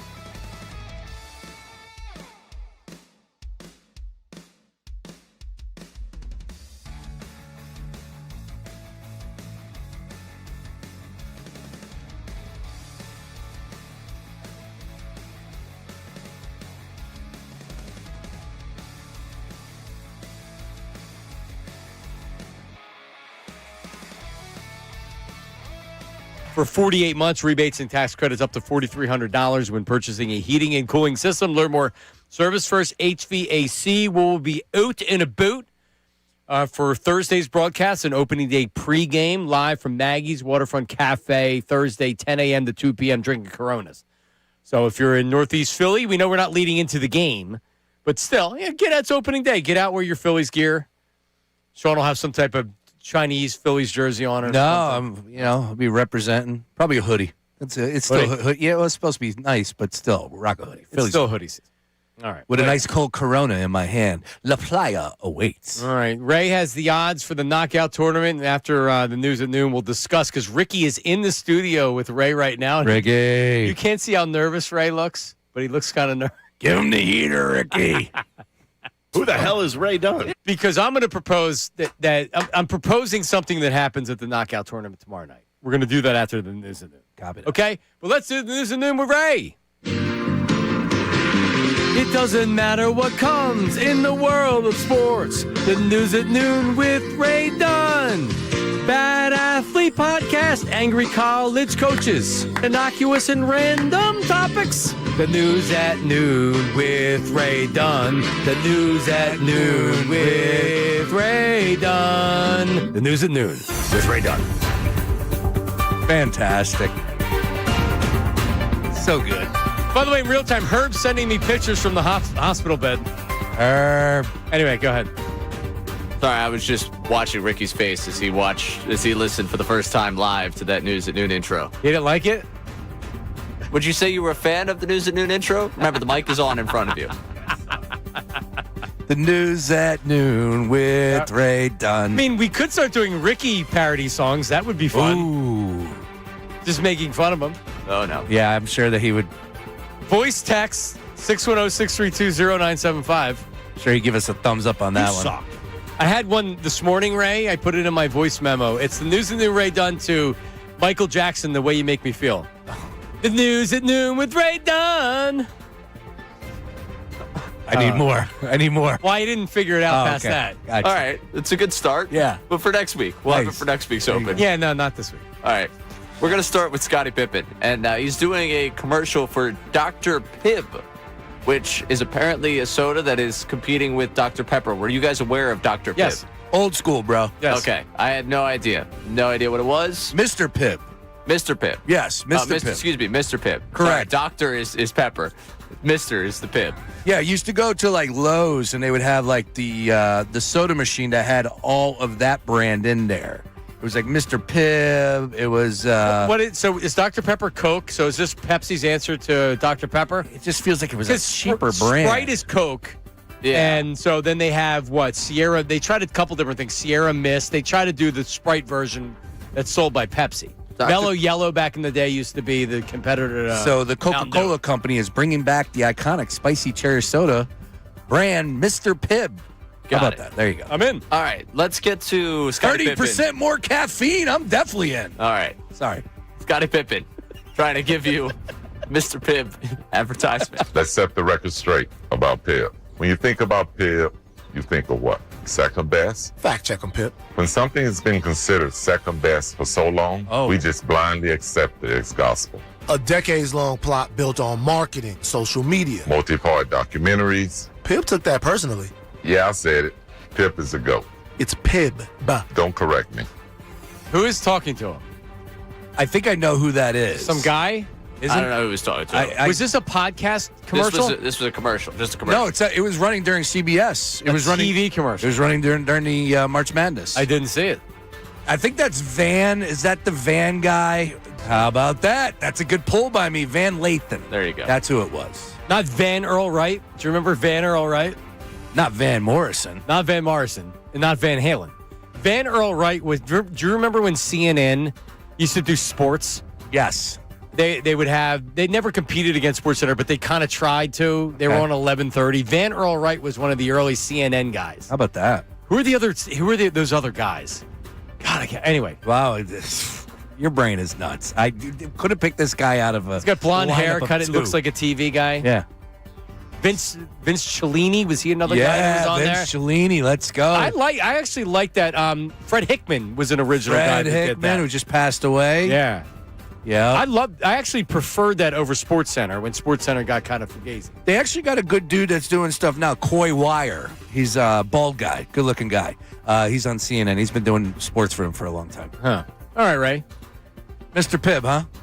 Mr. Pibb. Yes, Mr. Pibb. I liked it. I didn't know it was more caffeine. Like, that definitely would sway me into buying it right Sure. now. All right, one soda. I know young people don't drink soda, but one soda, what are you drinking? Ray? I mean, I drink Sprite at least regularly. So but Sprite. Yeah. If I'm going like soda that actually is like caffeine and all that stuff, I'll go cherry Coke. I like a good You cherry like cherry Coke. All right, Yeah. but you go Sprite. Sean? Right here, right now, today. If you could go and get any soft drink right now of the soda. It's what you drink. It's sugar-free Dr. Pepper. Sugar-free Dr. Pepper's Yeah. good. I love a good orange soda. Crush. If I could do regular sugary soda, it'd be the black cherry Wishniak from Frank's. Oh man! Now Is it Frank's? Thanks. well, see that's where my mind is thinking. Like back in the day, Cherokee Red. Tahitian treat. Cherokee Red was my go-to. You know, I saw the what was his name? That he went to Golden State. He was the center drafted by the Sixers in like the mid 2000s. And he ended up shooting threes later in his career. Why am I forgetting his name? I saw him in the City Avenue Lukoil, and he was buying a Tahitian treat. True story.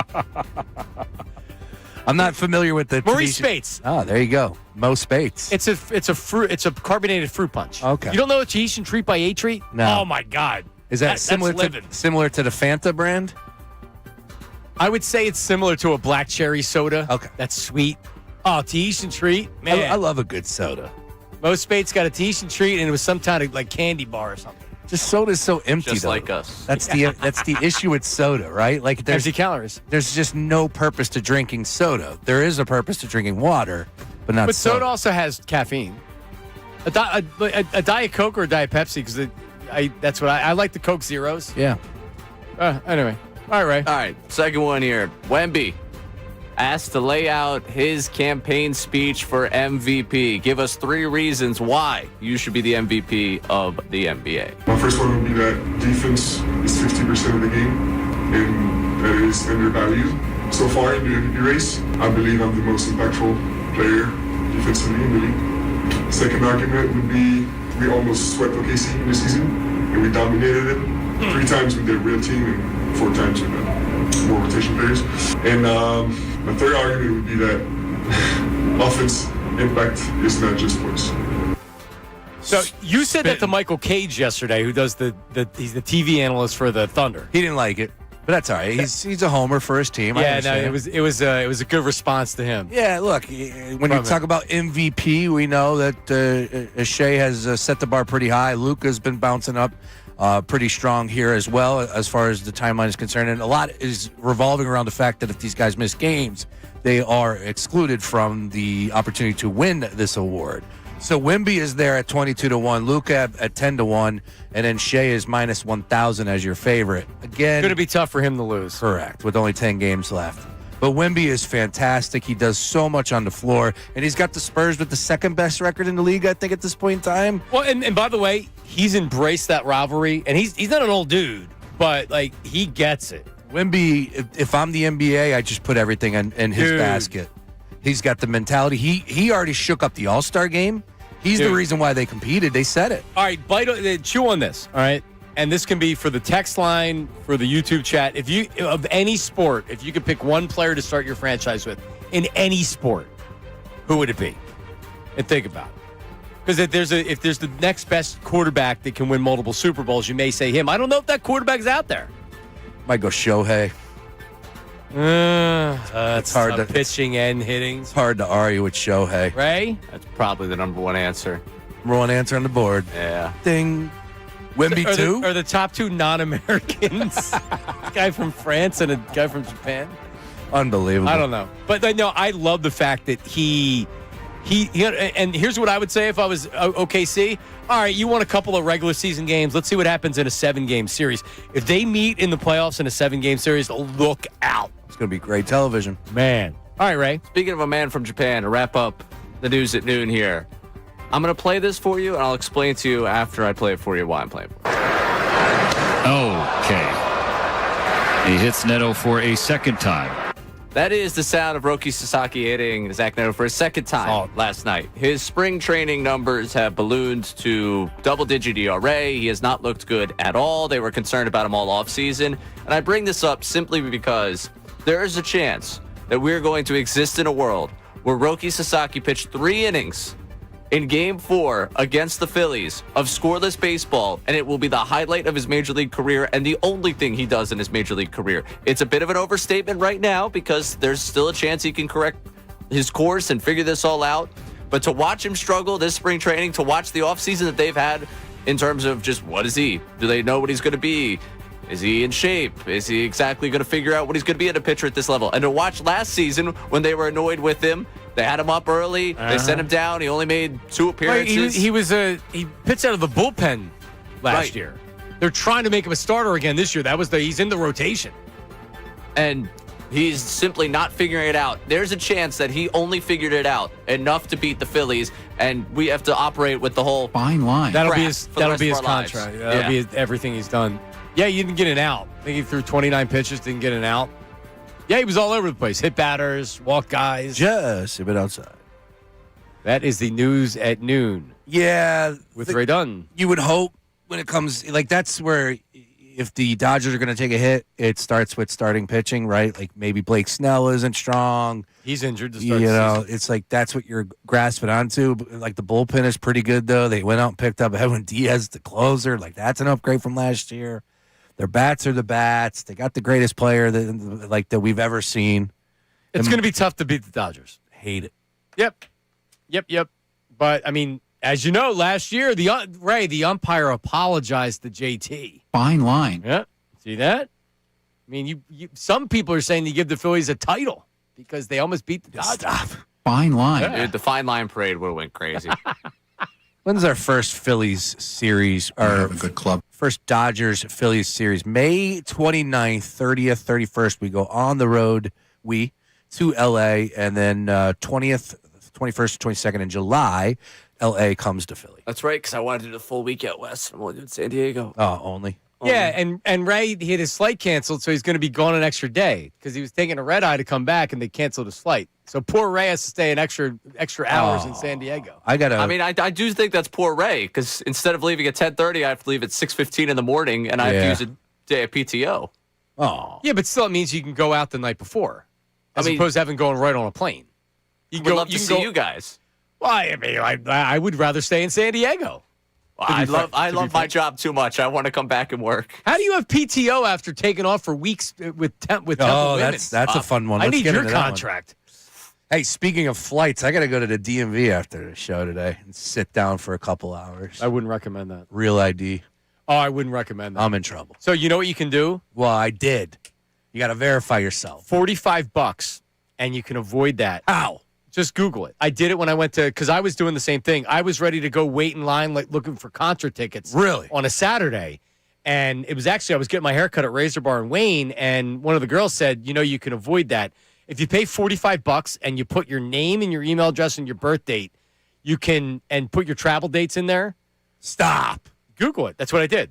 If Bayless had me going to Norristown DMV to wait for 6 hours. So you could. You mean to tell me I can't trust If Bayless? If I can't trust If Bayless, who can I trust? King of Prussia, you can get it the same day. I don't think you can get it same day in Norristown. Believe me, I looked into this before we went to Disney. Get out. Look into it before you do it. You can pay $45. I had to pay $45 twice because we left 2 days early. Yeah. And they don't let you to change the dates. Worth every dollar. Oh, that's what I said. 40. I'm like, I paid $450 bucks. $285 here. I was thinking about paying the $500 fee getting a Google passport. It. Yep. Now you want to get the real ID because you need it. Yeah. And by the way, the real ID is such a crock of crap. Oh, it's all crap. Because to spend this $45, all you need is your name and your email address, and they give you this sheet of paper. You don't have to do anything other than that. Heaven sent, Johnny. I'm glad we stumbled into it. There you go. Nice. Right. And a lot of people out there may be saying the same thing. Thank you very much. But get your real ID because I need to. So you don't have to worry about it again. You got to check everything. My passport was expired. Everything happened all at once. And I'm like, wait, whoa, what? So passport's expired. I got to get that new. I need a real ID. Blah, blah, blah, blah. All right. Well, there you go. All right. So we have the knockout odds that are coming up here. Next segment. Ray, every year you do the knockout odds. This is the way it works. This is the first time. The first time I'm doing it since being back. I was a part of the original crew that started in fact, Monet Davis was in the knockout tournament one year, and I got a selfie with Monet Davis, and this was when she was like a big star after the whole Taney stuff. You know, I once asked Bob Costas if Monet Davis was the greatest female athlete ever. It's baseball season, boys. What do you think he said? I would say no. Hold on. So Colarulo has what? Is that the trophy from being the last host in it? Come in here, Bill. Get in here, Bill. Is this new? This is the trophy for tomorrow night's winner. Look at it is. that All right, so thing. bring it over. Bring it over so we can see it, so the YouTube can see it as well. 2026 champ is getting this. So you get that. Fantastic. I didn't even know that. We'll get their name on it, too. Oh. That's awesome. I'm going to have it on the All right, so Bill, before you go, listen. So we'll get into this, and Ray's going to do the odds coming up. To spice this up a little bit, as many people know, Ray, you knocked Ricky out last year. That's true. And how did he react to you knocking him out? Well, he did foul me before I knocked him out, and then when he knocked me to the floor, he took the basketball and threw it at me. Can you post the video just for all the people? It might be a lot of new listeners to the show. Yeah, because I didn't even know about this. 975 Middays. Put it out there. And I was watching from afar. Last time we tweeted it out, Ricky was not happy about it. But so tweet it out so you can see exactly what happened. The ball. So what happened? The ball bounced away from Ricky. Correct. He missed a shot. It went into the crowd. He tried to block you because you were after him. Yes. You were coming up after him. I secured my rebound. I went up with it. He decided, to hell with my ball, I'm going to try and block Ray. Went up with the hands. Good flow to there. Got above the outstretched hands. He then leaned into me as I'm trying to, and fouled make the bucket. Knocked me to the floor. He gets the basketball that I just made and throws it at me. So you knock him out. He fouled you while you knocked him out, so it was an N1. Correct. And he took the ball that went through the hoop and he pegged it at you while you were on the ground. Yes. And to be fair, we don't have to be fair. I did react accordingly, as if it was an and one. Ray celebrated. I wasn't exactly humble in victory. So here's what we need this year. All right, so you were behind him last year. I ended up behind him. So I think you guys need to flip a coin, and then one has to be going right after the other. Sean, do you agree with this? I definitely agree with that. We need on the air. We need Ricky in here when you're doing the odds, because this is the only real rivalry that has developed over everything. We've put our team together. We were looking for some ringers. I think we've done a good job that we want to bring home the trophy for Middays with Marks. I can't speak to the other. I mean, Bill's not even playing in it. He's the MC for some reason or whatever. But, yeah, we want the trophy, and we want to be the team, kind of like The Voice when the coach wins and he brags about having his guy that wins. That's what I want Middays with Marks. Mm-hmm. Represent the show, Sean Brace. That's right. So you guys, we need to flip a coin, and if whoever wins the coin toss can – Ray, you may say, you know what, the hell with Ricky. I'm going to go first. I don't he's not going to knock me out anyway. I'm going to go first. Who knows? But let's flip a coin to see that coming up next. You guys need to be positioned next to each other. Okay. Is that fair with you? That works for me. All right. Okay, who are past winners of this as far as the Fanatic team? From the Fanatic staff. Because normally a host hasn't actually won this. It's normally one of the contestants. Yeah. The last 3 times we've done this, it's been Bill last year. Bill won? Bill won amongst the staff How? last year. Sometimes it's just luck. Okay. That's also a decent question, but I don't want to go sour grapes on that one. So Bill won last year. 2 years ago, Tom Alvord won, and then 3 years ago was Connor Thomas. Connor. All right, so Connor won. So those are your most recent ones. Now Connor, interestingly enough, this morning is already laying the groundwork for him getting out early. He say, "Oh, I don't feel well." That's not what he was saying. He was saying it's going to be like the Jordan flu game. Well, no, that's what he said in front of you. What he said in the studio as we were changing shows was not the bravado that he had out in the hallway. But tomorrow's tomorrow. He's sick, but he's already he's setting up that this is why I'm going to be bounced early. Oh. Because last year he was very, very over the top in terms of confidence. Oh, so he was confident last year, not this year. Now, some are saying the real Thomas brother to be worried about is Chase, and I don't want to be the one that puts that out there. But if there was a Thomas brother that I'd be concerned about, it would probably be his brother. Sean, who would you set as the odds-on favorite from the staff here at 97.5 The Fanatic? Oh, so I don't know where Ray's going to go. I haven't seen Ray's work before. Who would you say is last? Who is the longest odds to win it? Ricky. So you predict it's Ricky? Yeah, it's got to be Ricky. Is that why? Because he's already accepted defeat? Because he was a good high school basketball player. Well, at least Ricky's taking part. Bill isn't even playing, right? Bill's on the microphone? He's the MC. Yeah, so you got to put Bill on that list. John Kincade is not playing. Salciunas, has he fared well previously? Tunis. We'll get to it in the odds. Okay, all right. Because I might be throwing a little bit of a challenge to our morning show host with regards to his performance at Knockout. Ooh. Okay, all right. Now, are guys like Dutz and our associate producers, are those guys participating? Austin is participating. Austin's in. Rodman apparently questionable with an ankle injury, which I'm rolling my eyes at already. An ankle injury? Yeah, apparently Negative Nate back there is hurt. Dutzy's not showing up. So I got a lot of problems with the people. Negative Nate. What do you mean Dutz isn't coming? I didn't see him on the list. Man. Dutz, come on, man. No, he wasn't put in the knockout odds. If he wants to be all upset about not being in the odds, he probably should have put his name down on the list. I'm going to change my answer. I think Austin Austin should be the favorite. What do you know about Austin in basketball? I know he likes basketball and he's tall. You know, that's all. That's it. That's all I need to know. All right. All right. All right. The full odds are coming up next with Ray. Don't go anywhere. It's Middays with Marks 97.5 The Fanatic. Now on 97.5 The Fanatic Sports Update. Getting closer to the opener. I'm Ray Dunn with this Fanatic Sports Update. Just 2 days away from opening day for the Philadelphia Phillies. On Thursday, they take on the Rangers down at Citizens Bank Park. It'll be Christopher Sanchez getting things going for the Phillies season. The opening day started the last couple of seasons. Zach Wheeler will begin a rehab assignment over the weekend. We had Jason Worth on earlier in the show talking about the Phillies, Bryce Harper, and everything on his mind. You can catch that conversation one more time on our website or the Fanatic app. Last night, the 76ers fell to the Thunder 123-103. VJ Edgecombe 35 points. Jared McCain 13 points off the bench in his return. Talked about being back in Philadelphia. There's like that subtle feeling of you want to prove the team wrong that traded you, but you try and just kind of put that away, and you just want to win. At the end of the day, I just wanted to win. Of course, I wanted to beat the Sixers, of course. Elsewhere in town, a big Flyers game tonight. One of the hottest teams in hockey returns to the ice at 7 o'clock tonight against the Columbus Blue Jackets. You can hear the game right here on The Fanatic. We'll talk about the Eagles coming up at 1 o'clock with Jeff Mosher. This update's brought to you by AutoZone. Get in the zone. It's time to say goodnight to that check engine light with the free AutoZone Fix Finder service. It'll help troubleshoot the likely cause of your light for free. Restrictions apply. Get in the zone. AutoZone. I'm Ray Dunn, your home for the Sixers, Flyers, and the 97.5 The Fanatic and the Fanatic app.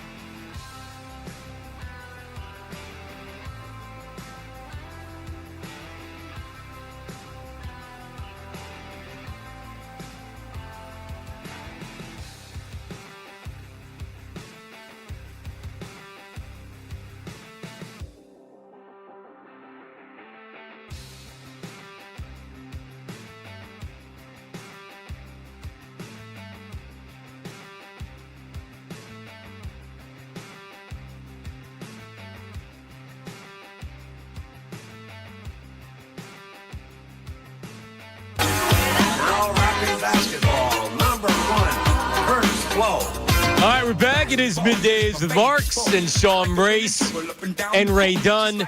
We had somebody call before that said, hey, I was listening on the podcast yesterday. Mm-hmm. You're able to listen to the show, the audio-only portion of the show, wherever you get your podcasts. Search Middays with Marks. You can listen to whatever you want to. We break it down by hour. You can sip through the hour so you can see what if you want to pick and choose what you want to listen to.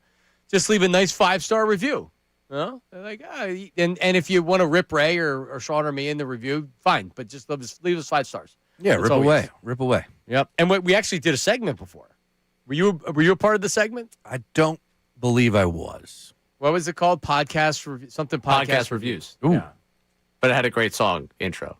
If you could believe that. Always does. So we need a couple more reviews.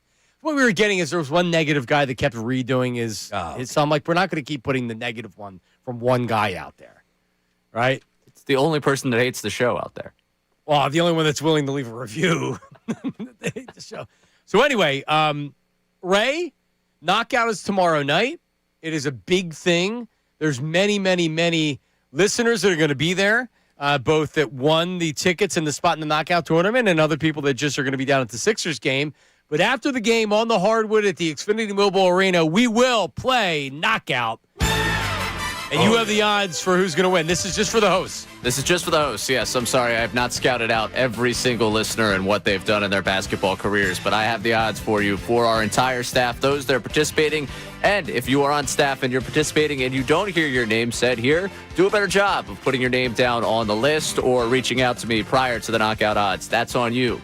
I do want to say something else that is on our staff. If you do have your feelings hurt by this, that is also on you. This is content. Please do not come up to me in the hallway upset. This is strictly business. Well done. We've had a few people over the years be a little disappointed with what I say about them. I'm just giving a fair assessment. I'm in the media. I have to be objective in the way I look at the basketball abilities. Nothing says objective like Middays with Marks with Sean Brace and Ray Dunn. Right. We're the show you trust. Damn right. These are the odds you trust. Let's start with the favorite. He is already trying to weasel his way out of being the top player in this competition. Connor Thomas has done it before. He's won it before back in 2023. He's got solid family roots there. His brother actually won the whole thing, I believe it was 2 years ago. So we've seen the Thomas family really take a really successful route in this knockout tournament. Connor, if he gets rolling, it's hard to stop him. The problem is everybody wants him to fail. And I'm not just talking about us here at the station. I mean listeners, given how much he's talked about his athletic abilities over the years, he always has that play against him. He is plus 300, the favorite to win this one, but not a value play in my eyes. Okay. All right, plus 300 for Connor. All right, plus 400 coming in. Second best odds, Austin Jones. Austin has touted his basketball abilities a lot. He's mentioned going out playing pickup quite a bit. Last year, his debut knockout tournament, nothing memorable about it. I actually don't remember at all how he did last year, which means he couldn't have done very well in the tournament. But I will go with what he's told us, that he's played knockout. He now has the experience. I'm a little worried, though. He was sending text as recently as yesterday trying to figure out whether or not he had a pair of tickets or just one ticket for him. Doesn't seem like he's too focused on the event, and the new bedtime for him with the morning show might impact his ability to play late into the night. All right, Austin, plus 400, Ray. Plus 500, our third guy on the list here. We're going to go with Brendan Gunn. I'm a little concerned. Wedding, maybe a little bit too much focused on the wedding planning of his life, but a good basketball player. I've seen him play out in Jersey before, does plenty of work for his evenings, weekends here. He doesn't have the grind of having to get up for the morning show the way he did before, so he's got a little bit more time on his hands in the morning. Might give himself a better sleep schedule, lead to a good performance here. All right. All right, B-Gun, 500. Also at 500, Johnny Marks. Thank you. Wow. John, apparently while I was gone and you guys were doing the whole free throw thing, he thinks he could shoot 75%. I'm not really sure if I actually believe that at all. But since he's touting his abilities, you got to give him credit. I haven't seen it happen before. You got to think the adrenaline's going to be there. Johnny Marks back at the Fanatic, the opportunity to get a win for this show, which he's talked so much about over the last couple of weeks. I give him the plus 500 odds. Yep, it's good value bet too.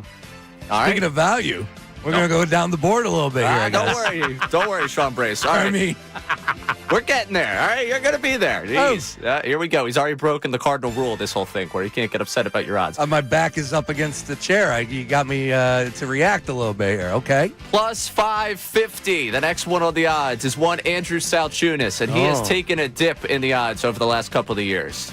Salciunas, one, got me into this industry. So you see the brotherhood that's there. You know, I'm usually pretty loyal to him. And that has been shown in the odds the last couple of years. But I've gotten to the wake me up when territory when it comes to Andrew Salciunas. All right? I've seen the Phillies hit in the regular season. I've seen Andrew Salciunas play basketball in the summer out in Jersey and the runs that he gets in. At this point, I need you to show me in the big moment. He hasn't shown me in the big moment at the Fanatic Knockout Tournament. I think I'm out. So he's a 550. It's probably a good play for someone looking for some value, but I haven't seen him come through in the big moment. Some people are saying that the will is gone from Salciunas. Now he's got the big star working mornings. What does he care? That could be it. That could be it. He's at plus 550. Yeah. Bright lights down at Xfinity Mobile. Yeah. Gonna get him going. Coming up at plus 600, we get to one Sean Brace. Thank you. All right, I say that, and way down on the board. I've got a write-up going up on the website, so everyone that misses this, you can tune back into this. You can also read my breakdown on everyone here. I say that this is a potential value play. I can't tell if you're the type of hoophead who takes something from what you watch, or if you're the same chaotic character you are in real life on the basketball field. I like that. So you're kind of a wild card in my eyes for this. You could get on a roll, win the whole thing. You could be called for the first charge ever in Fanatic Knockout Tournament history. I don't know which one would be more likely. Pretty good breakdown. He knows what he's doing. Guy knows a thing or two about a thing or two when it comes to hoops. I like it, right? Plus 600 for Sean Brace. Plus 750, our guy BP, Brendan Petrelli, is plus 750 here. He's shown you before. He knows how to create a good form when it comes to cornhole. Can he take that to the free throw shooting competition? If it was a belly bucking competition, I would take him 10 times out of 10. It is not one. So I'm going to give him a little bit of leeway here. He seems like a solid play, but I'm not positive that he's really taken to the hardwood when he's so focused on the cornhole career. All right. I'd say that's fair for Petrelli. For Sean, yeah. I would have set a different line for Sean, but I've seen him play basketball before. Yeah, that's not my go-to. But I can make a free throw and I can chase a ball down. He can definitely. So high motor player, Sean. Yeah, he's going to give full effort. Yeah. There's a lot of high motor players on this list. Yeah. There's not a lot of skill players on this list. All right, moving on. Speaking of knowing too much, this is where I come in. I'm plus 800 on my own odds here. And if you look at my results over the last couple of years, I should be close to the top of this list. Just being honest, if you just look at the way it's happened. There's a number of people that have walked these halls that have been knocked out by me, and I've done pretty well in these competitions. But I know too much about my basketball ability. A man only gets so many Linsanity runs in his life, and I think I've used up all of them already in my time with the Fanatic. I'm due for an early exit. I would not put anything on me. If it's going to be coming from this show, it's probably going to be coming from the two of you. And now, especially that we put that coin flip with Ricky, I didn't know about that before I made the odds. Makes me feel a little less. Well, he may not want anything, but go ahead. He may not be a part of it. But I'm plus 800. All right. I'm going to plus 900 for one Dylan McKinnon. The D-Trade does all of our digital stuff around here. He is a little too focused on the lifestyle and not the game. He'll come in costume. He'll talk too much about the storylines. I don't necessarily love that about a player. He had some really good runs a couple of years ago. He's tapered off the last couple of years, and I think that's really because he's too focused on the lifestyle and not the game. It's kind of disappointing. Speaking of... Good. No, I was just going to say, I'm waiting for there's one former professional athlete at the station that hasn't been mentioned yet. Oh, yeah, haven't gotten there yet. Don't worry. We're going to get to the afternoon show here. Silvana Keller comes in at the next one, and I put her here because I think her environment has really taken the fire out of her desire to win this game. She's got a host that believes he's too good to defend his title, and a host that, I knocked out last year, so... And it doesn't seem like he really wants to participate this year. Again, the fire from that afternoon show to compete doesn't seem to be there. I think Silvana's dragged down a little bit by that. So she's plus 1,200. All right. Plus 2,000 for our guy, Matt Menarek, does all the production work around here. He's just too nice of a guy. That's really what it comes down to. He'd feel bad knocking people out. Correct. He's there to make sure his family has a great time and that everyone else has a great time. He's just too nice of a guy. Because if you don't want to knock a little kid out that ends up in front of you and then it ends up costing you time. Oh, man. And then you get banged by someone. You're out. He's out. That's, again, he's too nice of a guy. All right. Moving on, two hockey guys coming up here. Plus 5,000, plus 10,000. Shukri writes, Mike Vito. Same reason for both of them. I haven't seen hockey passion translate to the hardwood in this knockout tournament. It just hasn't. Yeah, generally you don't get a lot of crossover between the hockey and the basketball. No. That's good. Vito 2 years ago fell right on his backside, and I don't know if he's recovered from it since. So, again, I don't want to go any deeper on that. He does schedule me around here, so I don't want to risk any job problems here. But, yeah, we all know what we're talking about. So that's plus 10,000? Plus 10,000. All right. Get to the plus 15,000 here. That's Sean Rodman. Last year I caught some flack for calling him vertically challenged. He's a short guy. He's a short guy. He's short, and now he's claiming that he has an ankle injury, and he's been bothered by that. I don't see any shot. You'd be better off taking $1 and flushing it down the toilet. That's pretty much what I wrote in the write-up, so we're on the same page. And coming in at plus 25,000 to win this one. You suck. Ricky Bo. No. Wow. I believe last year I compared Ricky Bo to the Utah Jazz in terms of his desire to win. He just doesn't have the fire. It's gone even worse completely. this year. This year, I didn't even do a write-up for him. I just linked you to my tweet with the knockout video from a year ago. And that is your Fanatic knockout odds. So we're going to have to, because we have Jeff Mosher coming up at 1 o'clock. Nice work. And we have some, want to talk about some other stuff. Coming up at the 1 o'clock hour, we will bring Ricky in, because he doesn't even know what we're talking about. Ricky and Ray need to be grouped together, because this is the true grudge match of the knockout. Ray knocked him out last year. Ricky was clearly unhappy about that. And honestly, it's like Ricky waves the white flag. He's like, I don't care if I win or not. Whatever, I don't care. What do you mean you don't care? You're a competitive athlete. Yep. You're an all-star in Major League Baseball. You're throwing out the first pitch. You don't want to be a competitor? You know why? Because he wants to act like he doesn't care. So if he does get knocked out again by Ray, it'll be like, well, I wasn't even trying. Yeah, that video doesn't look all that good on the timeline, so I won't lie about that. He doesn't want another repeat performance, maybe, sure. But, man, Ray went up and grabbed that rebound. That was a nice job by you. Sure did. The reason I got on the floor back in the day. High energy guy. Yeah, there's a lot of high motor guys on the station. Yeah. For sure. We care a lot. We just don't have enough to really do anything with that carry. Correct. All right, coming up, Jeff Mosher's going to join us at 1 o'clock as we have some Eagles things to talk about. And coming up next, Adam Schefter, he has to do this multiple times a week, and probably including tomorrow. He says the same thing over and over and over and over and over again. Does he add anything new to the A.J. Brown conversation? That's coming up next. Middays with Marks, 97.5 The Fanatic. The Phillies opening day.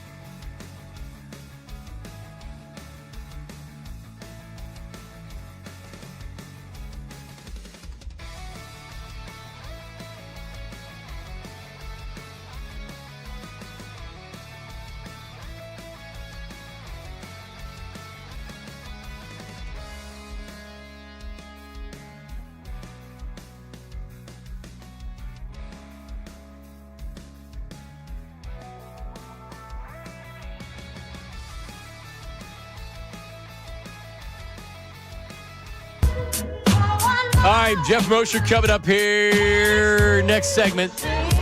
Not a lot of Eagles stuff going on right now. Ray, I saw in the email you sent at 12:30. What are you doing up so late? What are you doing, man? He got back from the game. Couldn't sleep? Yeah. Well, I got back from the game, but also I was finishing the knockout odds. I did that. And I was like, I'll finish the show sheet tomorrow morning. I laid down. Got right back up and did it? Yep. Well, one thing you said that the Eagles traded Sidney Brown. We didn't talk about it, and they don't have now safety depth. You must have missed that they signed Marcus Epps. So I did not. That's what I figured by seeing it. So yeah, the Eagles over the weekend traded Sidney Brown just for kind of like fourth round draft pick swaps. Mm-hmm. They moved up maybe 13, 14 picks or something in the fourth and the fifth round, or fourth and sixth round. Fourth, sixth. Yeah, they didn't give up any. Like Falcons didn't give up anything, but then again, Sidney Brown's a special teams player. Right. And I think he'd be a decent one. And I like Sidney Brown. And nothing against him. He was never going to contribute on defense. Not good in coverage. And if you're not good in coverage, this isn't 1990 with Andre Waters. Andre Waters was a great strong safety back in the old day. He wasn't known for his coverage. That was Wes Hopkins. So Andre Waters was essentially a linebacker playing safety. He was a box safety. You don't really have box safeties anymore. So that's what Sidney Brown is. So he goes to Atlanta. But yeah, the Eagles did sign Marcus Epps. I did know that because our next guest, Jeff Mosher, I saw him on press row down there at Xfinity Mobile Arena for the March Madness games. I said, how about that Sidney Brown trade? He's like, well, it means Marcus Epps will be back in the next 2 days. Literally walked away from him 5 minutes later. Marcus Epps is signed with the Eagles. And that's a good signing because he could be a starter. If Makuba is struggling or whatever, what was the injury Makuba had? Shoulder again? Was it? I thought it was a knee. Regardless, Makuba in his first year, like we'll see. I don't want to bury him yet. Fibula ankle. Yeah, so it's not an Achilles or anything like that. But you saw a lot of times in coverage he was getting beat. So we'll see what he looks like year two because he did have his moments as well. Marcus Epps is really good insurance over. He's your top safety coming off the bench, and if Makuba struggles or whatever, he can easily fill in. I thought Epps was good last year when after he signed with him. Damn, Makuba looks old. Does he? In his picture, yeah. Well, he's definitely not old. I was going to say, yeah. How old is he? Look at that picture that pops up. Are you sure it's him? Because did you misidentify Sean Mannion? For Sean Mannion. Yeah, he's 23. Tell me Makuba don't look. He looks like Pedro Martinez. Tell me he don't look. He does not look 23 in that picture right there for the Eagles. Does not. Okay. I agree with you. Looks like a elder gentleman. No, Sean Mannion was Sean Mannion. He wasn't some rando. It wasn't some dude I just walked up to and gave him the Eagles offensive coordinator position while I was down there at Xfinity. Hey, so I was talking to Sean Mannion. He says Jalen Hurts sucks. I think it was Sean Mannion. Yeah, it was Sean Mannion. Sean saw Sean Mannion at one of the games, the UCLA game. Yes. I guess down at the Wells or the Xfinity Mobile Arena. That is correct. As they call it. Yeah, so and I heard actually heard this. I was early this morning, so this is like 6:15. I'm listening to the guys, listening to Andrew and John, and then I'm on YouTube. So then they go to commercial, and I pop over to the Sports Hub up in Boston on their YouTube. And I hear them playing the Adam Schefter cut that we're going to play here, and they're making fun of it the same way we make fun of it. But what do you want Schefter to do? He's going on shows, and he's being asked the A.J. Brown question, and he's not really breaking any new news. This is Pat McAfee. Here's Adam Schefter on Pat McAfee yesterday. Recently was such that the Eagles weren't in a rush to make a move, that if they made the move, that it would come after June 1st. Now, a lot of people have connected the Patriots. That's a logical landing spot. But what we don't know Pause. That's a logical landing spot. Yes. Okay. Thanks, Adam. All right, continue. What's going to happen with New England from now until June 1st? New England could, for all we know, bring back Steph Diggs. They could go sign. Hold on. They're not bringing back Steph Diggs. Here's where he goes. A.J. Brown could get hit by a bus, and then there wouldn't be a trade. Yeah. Jeffrey Lurie could sell the team, and then maybe they wouldn't want to trade him. Here's all the ifs that aren't going to happen. Go ahead, play it. Other wide receivers that are out there, they could go draft a wide receiver. And if any of those things happen, then that would probably take them out of the A.J. Brown market. New England's been through a lot with the league in recent years. Deflategate, other things. They're not going to bend the rules and take chances and do handshake deals under the table. Like, if A.J. Brown works for them in June, they'll make a move. If it doesn't, they're not going to do that. You know, other teams, I think, might be willing to look the other way and say, okay, yeah, Philly, we're good. Yeah, okay, we'll revisit this in April, but we're all set. New England is not going to do that. All right. Well, I don't think that there's a handshake deal. I think there's an understanding. We want the player. We want to trade the player. We'll get something done. It's just right now from the Eagles' perspective, unless the Patriots are going to walk away and take somebody else, is there any real urgency right now? Now, if the Patriots come back and give them a first and a second round pick, yeah, then they'll take it. But there's no real urgency right now. No, there's not. And it's unfortunate because this conversation will continue to roll on. And that's the thing about Schefter. Like, I not to say he's in a tough spot, but like, what do you want him to do? He can turn the TV off from time to time, the TV personality, Adam Schefter, and say, guys, there's just nothing new to add here. Like, but he can't do that. He can't. No, that's not how he's wired. He's programmed like, and I appreciate that. But at the end of the day, it's McAfee. Like, you can be honest where we're at, guys. Like, I got nothing new to add. Like, this is where we're at. But you can also say, but he always does and this is what drives me crazy. He does it with Andrew and John. He'll do like what I was saying earlier. Well, I mean, anything can happen. Oh, yeah. A.J. Brown may retire from football. Yeah. Maybe the Eagles change their mind and they want to draft a wide receiver. We know anything can happen, but it's all about how you answer the question. And he's had to answer the same question 1,000 times, including on our radio station. Right now, I think everybody that understands what's going on would agree that the most likely situation is that the Eagles and the Patriots complete this trade in June 1st. Wouldn't we agree on that? I mean, that's the most likely situation. Nothing's changed. But he's still going to be asked about it, and he's still going to answer. That's right. And by June 1st, who knows what could happen? On the moon. All right, so here's my question with the Eagles, right? And we'll ask Jeff Mosher coming up with this. I'm warming to the idea, while risky, of using that first-round draft pick on a wide receiver and making him wide receiver 2 going into the season, as opposed to going out and finding the best veteran. I don't think this is what the Eagles will do, but now I'm actually like, because if you draft a guy with a number one with the Patriots pick, doesn't he have to play? Hollywood Brown's on the roster. He's not going to be your number 4. No. And you will know what you have already when you make that draft pick. It also telegraphs that you have to trade A.J. Brown if you're going to draft a wide receiver in the first round. So maybe they don't do that. But then otherwise you need to sign somebody to be your number 2 wide receiver. Maybe they ship Tanner McKee out. Maybe. Get a draft pick there to work with. I see Andy Dalton signed. He's in the building. The Red Rifle, Red Rocket. Another question for Jeff Mosher about McKee. Most likely situation he's gone, scenario he's gone? Yeah. I like the move of Andy Dalton. I mean, I don't want to see him play, but it's good to have another quarterback like that with Jalen Hurts. I saw Rube in his article on NBC Sports Philly saying he would take a 4th for Tanner McKee. And I agree. I would too. Sure. He's not coming back next year. And if he did come back next year, it means that he had the plan. He sucked, and nobody wanted him. Yeah. So I would go for a 3, and I would take a 4th for him right now. All right, coming up, Jeff Mosher, Inside the Birds, Philly voice. A lot to talk about with Jeff. That's coming up next. Middays with Marks, 97.5. Now on 97.5, The Fanatic Sports Update. And closer to opening day, I'm Ray Dunn with this Fanatic Sports Update. The Phillies open up on Thursday with the Rangers at Citizens Bank Park. They've got Christopher Sanchez on the mound. Spring training wrapped up yesterday. We found out Zach really began a rehab assignment this weekend. We spoke earlier to Jason Worth, the 2008 World Series champion. Got into a lot about Bryce Harper, this Phillies team, and a little bit about horse racing as well. You catch that conversation one more time on our website or the Fanatic app. 76ers lost to the Thunder last night, 123-103, and Jared McCain's return to Philadelphia. We got big Flyers game tonight. One of the hottest teams in hockey returns to the ice at 7 o'clock tonight against the Columbus Blue Jackets. You can hear the game right here on the Fanatic. And coming up next, the latest on the Eagles with Jeff Mosher of Philly Voice and Inside the Birds. This update's brought to you by Uber Eats. Philly hungry. Good thing Uber Eats has a great deal away for you at Coco's Cookies and Creamery from now until March 31st. Get a buy one, get one free deal on the milkshake, all on the Uber Eats app. Order now only on Uber Eats. Terms apply. See app for details. I'm Ray Dunn, your home for the Sixers, Flyers, and the Union. 97.5 for the Fanatic and the Fanatic app.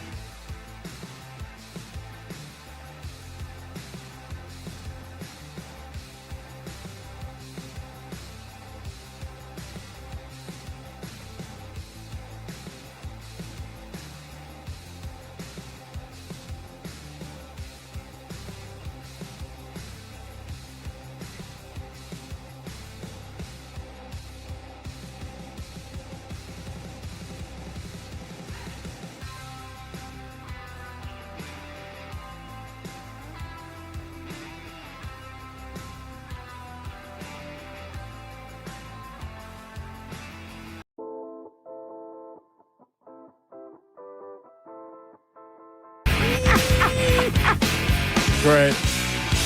So you said Moshe was down at the games. Moshe, yeah, he was at the. Did you see him? I did not because Ray went down on Friday, so that's when he said he saw him on Friday's games. My seats weren't all that close as far as sun. As a matter of fact, I took a picture of some guy from a flannel, and I sent it to Ray, and I go, I see it, and he goes, yeah, that's not me. So you thought it was Ray? That is Ray. Similar to Sean Mannion when you took the picture of him? No, nowhere near, because I was up in the 200 level. And I just saw flannel because I saw Ray, taking his pictures behind the scenes with all his Temple friends that are in the media, right? Very awesome. Very Syracuse vibey these days with Ray and his Temple alum. Oh my God! Very cute. Oh God! Way too much Temple talk. That's for All sure. right, that's fine. Sorry, my Temple experience was better than yours. Sure was. Well, you had more of a campus. I was still. Not that it was a commuter school, but I was an adult. Where'd you live down there? 18th and Berks. Yeah, he stayed on campus and stuff. I understand he had more of a collegiate experience than I did. Your favorite bar to go to?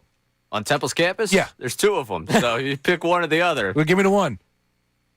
With that group that I was with over the weekend, Pub Web. All right. Love Maxie's, but the Web Wednesday was something different. Wednesdays. So the tournament restarts on Thursday for the men's. Yes, sir. Last night for the women's, did you see the UConn-Syracuse game? It was 65-12 at half. I got something for you, all right? Why don't we just, the women's tournament, let's just make it the Final Four.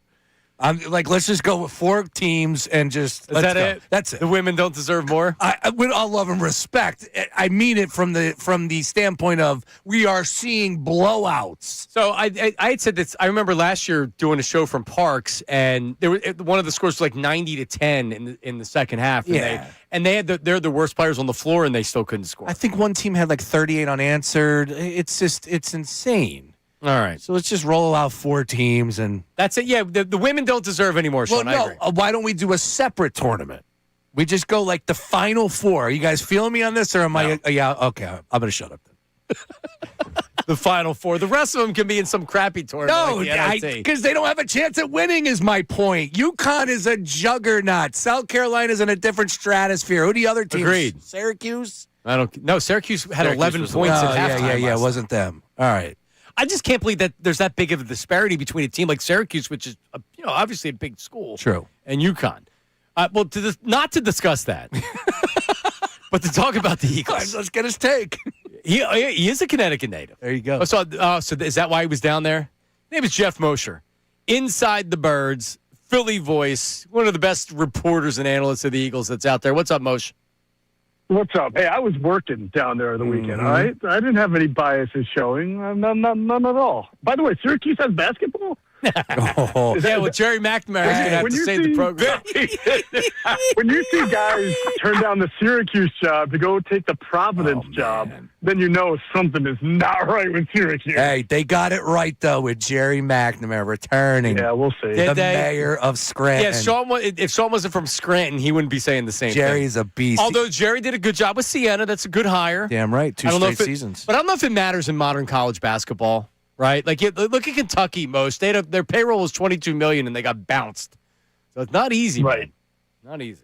Well, let me say this about Sean, though. He did the real work at the NCAA tournament because while I was fixated on Bill Murray, Sean found Sean Mannion, which is way more important to the Delaware Valley right now than Bill Murray. But I just thought it was really cool that Bill Murray, and I knew, obviously, I know Bill Murray's son is assistant for UConn, but just seeing him there in the flesh, right across me, that was pretty cool. Yeah, I'm not usually starstruck. His grumpy face, but to your point, he was Saturday Night Live. He's been a big star for 40 years. It was surreal to see him there. It's crazy. Yeah, absolutely. All right, where do we start here with the Eagles? The latest on A.J. Brown, obviously, everybody's going to regurgitate the same information until the trade actually happens. Do you still believe the most likely scenario is A.J. Brown gets traded to the Patriots? Until it's not, I believe it. Yep. So Hollywood Brown now is there, and I think we talked about this last week. He's got to be your number 3 wide receiver. It's just a matter of what your number 2 is, and if you trade him after the draft, I think it makes it less likely the Eagles draft a wide receiver to be the number 2. But if you draft a guy in the first round or the second round, I mean, is he your 4th wide receiver? Like, I don't know if you're going to sign a veteran guy. It just makes it a little bit interesting how Howie has to kind of figure out the wide receiver position with still having A.J. Brown not traded and on the team.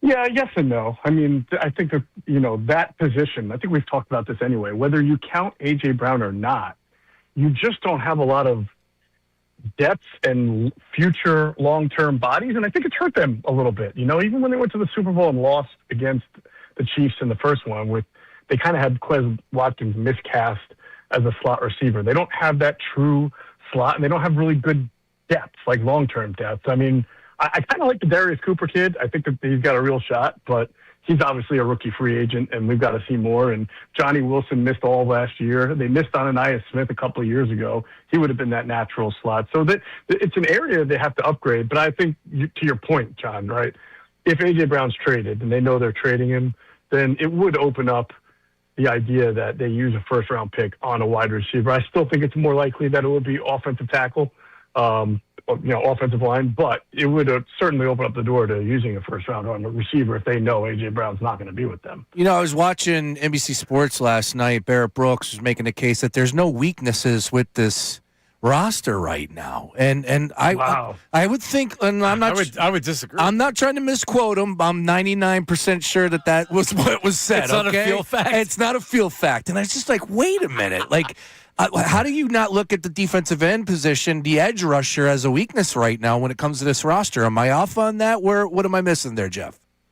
No, I've been having this discussion a lot with my podcast partner, Adam Kaplan, on Inside the Birds, even with Jimmy Kempsky at Philly Voice, that the one thing we keep in mind is that Howie is very, very good. He has been very good at finding pretty good talent even after the draft, right? Remember they signed Mekhi Becton the day after the draft a couple of years ago. They trade for C.J. Gardner-Johnson going into the season, the year they went to the Super Bowl, right? They got the trade for Jahan Dotson done going into the year. So he knows how to build the roster and just get those last remaining holes cleared up before going into the year. And he's really good at that. But I do look at the roster as it is now, and I try not to count the draft too much because you just never know what picks are going to contribute immediately as rookies and be good or not. The whole purpose of building your roster before the draft is to draft-proof it just in case for that reason. But you just mentioned it. They were ready to pay in the neighborhood of $20 to $25 million for an edge. Well, he went and signed with the Panthers. They haven't used that money to spend on that position. And they also don't have – I like Jalen Hunt. I think we all do. He's an upcoming player. Nolan Smith has been an up-and-down player. They just don't have that sort of $25 million edge that this team always relies on. So that's a whole – we're talking about wide receiver, whether A.J. Brown's here or not. Safety, yeah, they bring back Marcus Epps. They obviously trade Sidney Brown. But next to Andrew Makuba, who is starting safety right now? Is it Marcus Epps, who's a nice player? But, that's not necessarily – I view Epps as a number 3 safety who can fill in for you when a guy goes down for a little bit. He was a starter a couple of years ago, a little bit longer in the tooth now, not the greatest athlete. So when you look at safety, edge, wide receiver, your offensive tackle depth that you relied on so much, you don't have Fred Johnson back right now. Again, I'm not telling anybody that these holes won't get filled, but if you're looking at the roster right now, you're probably looking at it and saying this is probably got more question marks than this roster has at this time of the year in any of the last 2, 3, or 4 years. Yeah, I mean, I totally agree. And we're talking to Jeff Mosher, Inside the Birds, does everything. Let me just add real quick, John, also one thing. It's not like there's an abundance out there of $20-some-odd million type edge rushers that you can just go out and get. Again, you trust Howie, and I know there's the Jonathan Grenard rumors from the Vikings, and maybe that happens, but it's not like I see a whole lot of avenues to go and get real impact players at all these positions. No, I think I said last week that you may go into the season, maybe they add another like rotational guy, but you go into the season, and now we're having the Max Crosby conversations leading up to the trade deadlines. Because just because the Raiders say they're not going to trade him right now doesn't mean that's not going to change once you get closer to the trade deadline. And that's not my fear, but that could be reality, is that they go into the season hoping that the darts they threw at the dartboard like last year. They didn't work out. The guys that they signed, Uche Ojulari, why can't I say his name? But when I look at it, when I write it, I can say it. But like that didn't end up working out, so you had to make a trade for Phillips. Might be the same thing this year. Like just because you want to fill a need doesn't mean that you're going to. 100% correct. Now, again, we can talk about that now. If we are having this conversation late in August, a week going into the season, then the alarm's got to go off. Right now, we will rely on the fact that Howie has been in a position similar to this before and has figured out a way to get really good talent enough to be a contender. I think at this point you would like to have more just so that you're not trying to be a contender and you're trying to say, hey, we are going into the year as the best team in the NFC. We're the clear number ones. And I don't think it's going to be the case regardless, but that doesn't matter. What matters is what happens during the season. Yeah. But the point is just where the roster is now compared to what we're accustomed to. And Howie's really an expert at that second wave of free agency and then with trades as you approach the draft. And let's talk about a trade. Tanner McKee, the Eagles acquire Andy Dalton, so the writing's on the wall. Tanner McKee can come back, but he can also be traded. And there was something out of New York this week that said the Eagles were asking for a second-round draft pick for McKee. They ultimately went with Geno Smith. Right now, Jeff, I would take a third-round pick. I would even take a fourth-round pick for McKee if you're trying to get something because you know he's not going to be back. But if someone offers you a fourth right now for Tanner McKee, would you take it? And ultimately, you think Howie would take it?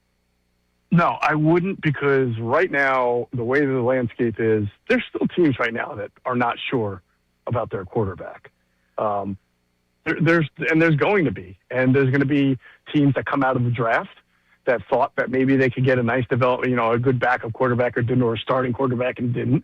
And they're going to be wondering what if. And then the big wild card, and this seems to happen every year, is that there's going to be a team that has a quarterback who gets hurt in training camp or a preseason game, right? And that's how, remember, we went from Sam Bradford to Carson Wentz, just bypassing Chase Daniel altogether. So I would hold on to McKee because I think there's still value. You're saying a third or fourth round pick. I would rather have that because he leaves in free agency. I get a comp pick in the future. All right. I would rather have that comp pick plus a year more of McKee here as you're trying to win a Super Bowl. And this is his last season. And, maybe Jalen gets hurt and he has to go in and play some games. Then I would rather have a fourth round pick just right now. I think there's more value in holding on. What else? You got the draft coming up. What are the other needs that you want to shore up right now when you look at the Eagles? I guess we talked about it, but the one thing, and we probably don't talk about it enough because it's the offensive line and it's not a sexy position to talk about. But they really, they need. I would expect the Eagles, like you had said in the first round, they're probably going offensive line or edge rusher. Maybe you have an edge rusher that's one of your starters this year because you draft them high, but. The lines is when the Eagles are at their best and when they're winning Super Bowls, their offensive line's the strength of the team, and their defensive line's the strength of the team. And I'm a little bit worried about parts of the line now. Yeah, you're a little bit worried about edge. Obviously, again, they have some good players, but not necessarily a guy that you usually see atop the leaderboard in win rate and sacks and things like that. And then on the offensive line, they know that depth is an issue.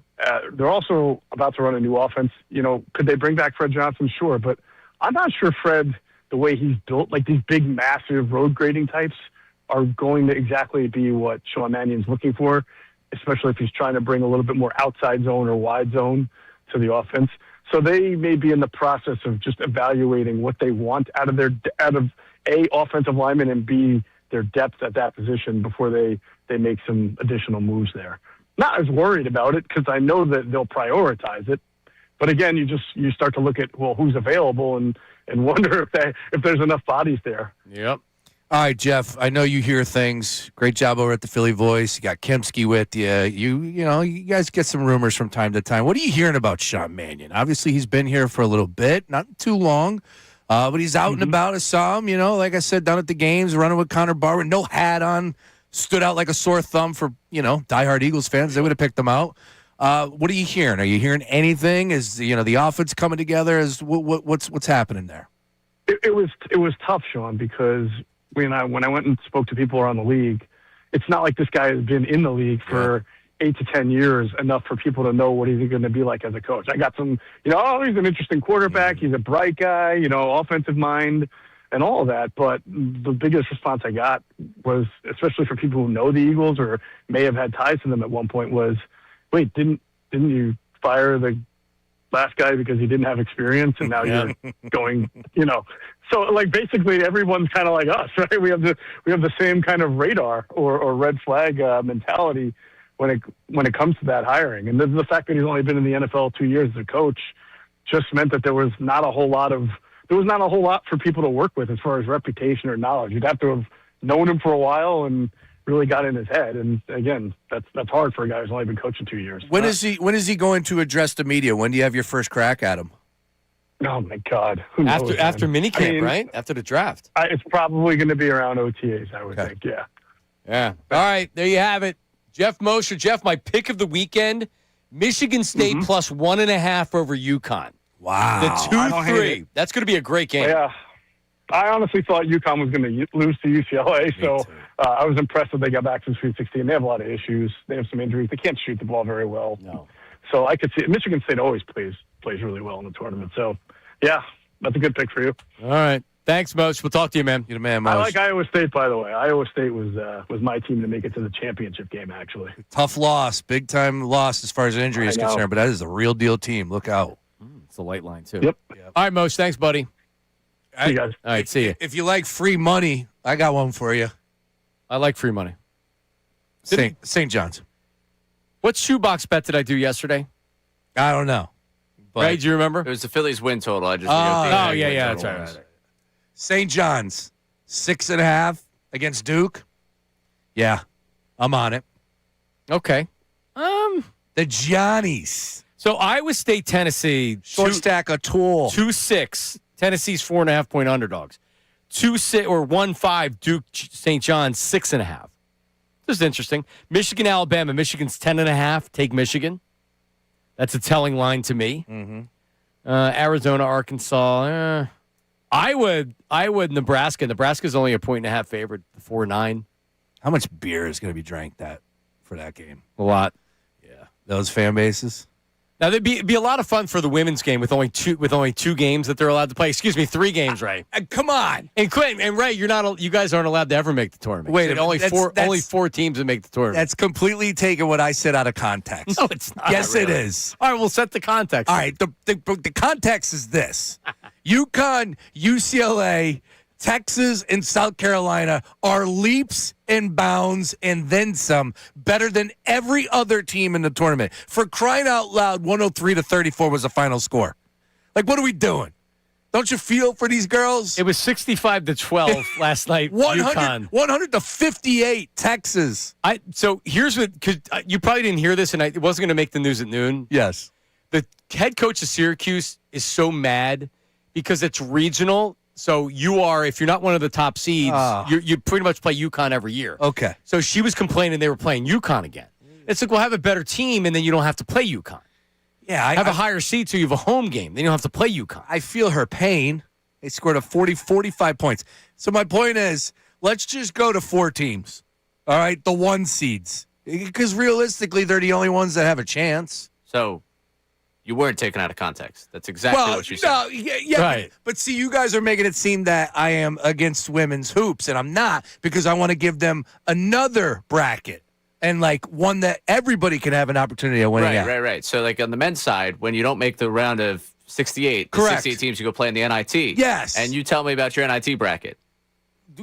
What do you mean? I mean to tell you that the other bracket in men's you don't pay much attention to. Oh, gotcha. So if you only made it a Final Four of the women's, you're basically saying here's 64 teams that would make the tournament. What Sean's trying to say is that the games aren't competitive enough, and they have to do a better job of making the games more competitive. Because if you score 12 points at halftime and it's 65-12, That's not good for anybody. And we just had literally 4 straight days of hoops. I wanted to watch last night. I did. So I have a really good idea. Let's just not let anybody else play basketball except for the good ones. Let's just eliminate all the programs. Ray, no more Temple women's basketball. They don't deserve it. No, See, this is where it goes because the two of you are checking in on something that you guys aren't checking in on most of the season anyway. Yeah. So No, but you can fair. let UConn and Syracuse happen. Yes. And then we can all just move on. Oh, so you want to cut it down to 2 teams? No, I'm not saying that at all. That game. I'm saying that game you guys should let happen and move on. I think they should continue the tournament as is. Okay. Right. But you would like to see more competitive games than some of absolutely. these games that you're seeing. Sean has a good point. Well, yeah. Unfortunately, he just said, Yeah. don't let the women play. Think of That might have been just a little bit strong. You weren't trying to say Yeah, that. You were just were talking about the Let the ladies play. Right. Think about the resources in college sports, where Sure. they're going. Yes. If you don't have a legacy women's basketball program, where are they in the hierarchy of your resources being allocated to them? That's like it's crazy to think the difference between a UConn and a Syracuse, and on the surface you would think Syracuse would be able to field a very competitive team, that it's not even close. Like not close. It was 65-12 at halftime, and that wasn't an anomaly. But again, go to Syracuse. Fran Brown, football. He's getting money. Syracuse men's basketball couldn't hire the coach they wanted because they don't have enough money. Their lacrosse program is a tremendous program. Like where the resources go in terms of paying for these teams and building these teams, there's a reason why the inequity's there. Why UConn's going to have it because UConn women's basketball has been so good. Like the right. Yeah, level they don't have playing a field football is just team. not Well, there. there's like Sean had said, there's legitimately in the tournament this year. There's a lot of teams that could win it. In the tournament for the women's, there's not a lot of teams that can win it. There's 2 or 3 teams that can win it. Yeah, what I'm trying to say here is that the playing field is so much to the top teams because the top teams are really the resource ones on the women's I understand. side. I understand what you're saying. I think everybody understands. Look at that. Like Virginia. What can you do? Virginia and Iowa, 10 versus 2. Went to overtime. Two overtime. But the question is what you can do. Sean's saying nothing, so just eliminate all of them except for 4 teams. No, I'm saying 4 teams, and then you play it on that cool floor from the Big 12. Remember that? That floor that lit up? You do it in Vegas. All eyes, you can make a bigger deal about it, right? And at least you have teams that are competing. All right, coming up, Paul George has spoken to the media, and he was asked about the drug test. Uh-oh. What did he say? We have that for you coming up next. Has he been ruled out tomorrow? Back into some 76er stuff. We have some Sixers memos. Well, he's talking about it, all right? We'll have that for you coming up right after this. Middays with Marks, 97.5 The Fanatic. All right, let's talk about what we're doing on Thursday. Our friends at Corona join Middays with Mark. So that's me, that's Sean Brace, and Ray Dunn. We're letting them out of a cage. Opening day pregame live broadcast from Maggie's Waterfront Cafe in Northeast Philly this Thursday.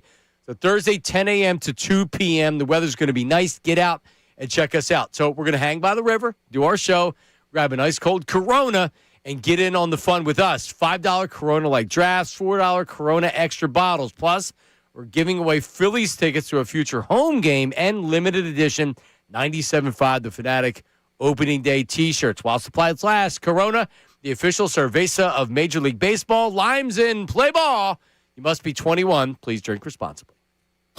Now on 97.5 The Fanatic Sports Update. That's right. Play ball. I'm Ray Dunn with this Fanatic Sports Update, and it's brought to you by Taco Bell. New crispy chicken Crunchwrap sliders at Taco Bell with nuggets and your choice of sauce inside. One's a snack, more's a meal at participating U.S. Taco Bell locations for a limited time. And while supplies last, we're just days away from opening day for the Phillies. They wrapped up spring training yesterday. Zach Wheeler's going to begin a rehab assignment coming up this weekend. And on Thursday, Christopher Sanchez taking the mound to open up things for the Philadelphia Phillies at home as their season gets going. We spoke to 2008 World Series champion Jason Worth earlier, who gave us his thoughts on the back and forth between Harbor and Dombrowski this offseason. It's BS. Like, you should have my back. I'm not, and Bryce also, he was playing through a pretty significant wrist injury last year, I believe. You can listen to that whole conversation on our website or the Fanatic app. 76ers lost to the Thunder last night, 123-103. Jared McCain 13 points off the bench in his return with Oklahoma City. Flyers, a big game tonight against the Columbus Blue Jackets. That's at 7 o'clock tonight. You can hear it right here on the Fanatic. This update's also brought to you by Allstate, which you can save on home insurance. With Allstate, you can easily save and get quality protection. Check Allstate first for a quote today. You're in good hands with Allstate. I'm Ray Dunn, your home for the Sixers, Flyers, and the Union. 97.5 The Fanatic and the Fanatic.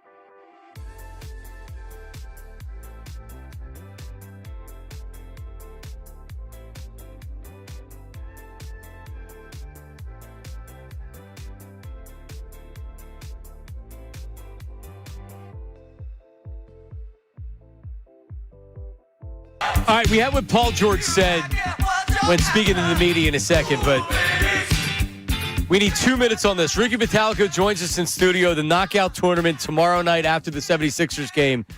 Ricky Bo installed as the plus 25,000 long shot by Ray Dunn, who's the odds makers for it. Ricky, what's your reaction to that? Calculation. Well, Ray's an ass to start with, but that has nothing to do with it. I think it's right on target. It is. You're not even trying to win. You just want to get eliminated quick. It wouldn't bother me. Last year, maybe it would have bothered. You know what? By accident, like I was thinking, I had to go first somehow last year. I was just messing around shooting. They're like, that counts. Go to the end of the line. I'm like, I look at the end of the line. I'm like, oh my goodness, it's a long way to go. So you're trying to say you lost on purpose so you didn't have to. No, at the end of last year, I didn't. I ended up in what, Ray? The last four of us? Yeah, or three? It was me, you, and Bill. Oh, see, I've never heard that part of the story told. Yeah. Oh, so you guys were among the last. Oh, yeah, imagine that, right? That just goes by the wayside. Well, no, seriously, I never knew. I would have thought that was the beginning. But because the video was up on the social media. That was at the end. It was a long night. I was fat, man. You're in much better shape this year. I promise you, I said that was Ricky in the Union jersey? And he said, yeah. And I said, what? So what the hell have you been doing? Just eating better. Yeah, is that all? Honestly, I haven't eaten ice cream in over a year. Really? Yeah. I was eating a gallon of ice cream a night. Have you pulled a Gabe Kapler where you spit it out? Remember Gabe would just put it in his mouth? Haven't had it. I had like an obsession with mint chocolate chip ice cream. I was going to ask what your flavor Love was. it. Mint chocolate chip. So will you go back to it? That's the problem with me. I don't want to. Last year during Halloween, I didn't eat any candy. This year I went from Halloween to Christmas binging candy. Oh, yeah. And I stopped after that, but I can't help myself sometimes. No, the only thing that happens now is I go into these lulls, these 2-week lulls. Yes, and that's what I'm in right now. I'm in like a 2-week lull. I don't like the cold weather. Like if it's warm out, I'll go out walking for miles and miles. If it's cold, I don't have that effort. I haven't made the gym since last Wednesday. There you go. The madness. I don't even do the gym. I just walk. That's it. I walk, play golf, and no ice cream. But also walking. Well, I'd cut carbs is what I really. There you not go. all, but by the way, not all the way out.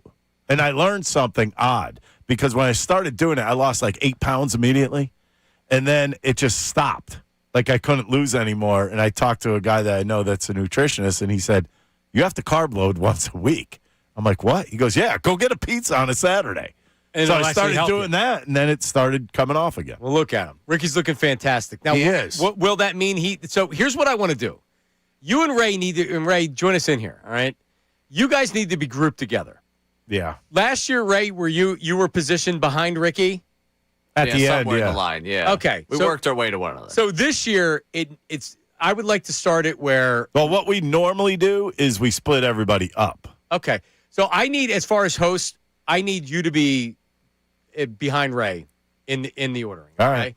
All right? Just because I want to see the showdown. No. Ray needs to be in front of you. Okay, that's fine. So last year, the showdown. Ray ended up. Wait. Yeah, no, I thought Ray. we were flipping a coin now he's here. getting nervous because you know what's going to happen. No, but he won't care. That's what I'm saying. He won't care. If we flip a coin and he wins, he'll just be like, fine, I don't care. I can go home early. Right? I might throw one wait off a the top second. of the board on My purpose. night gets ruined because he doesn't care? All right, wait, Sean, what do we do here? I want to roll with Ricky. Yeah, so Rick, what are you feeling on this one? I'll go behind Ray. All right.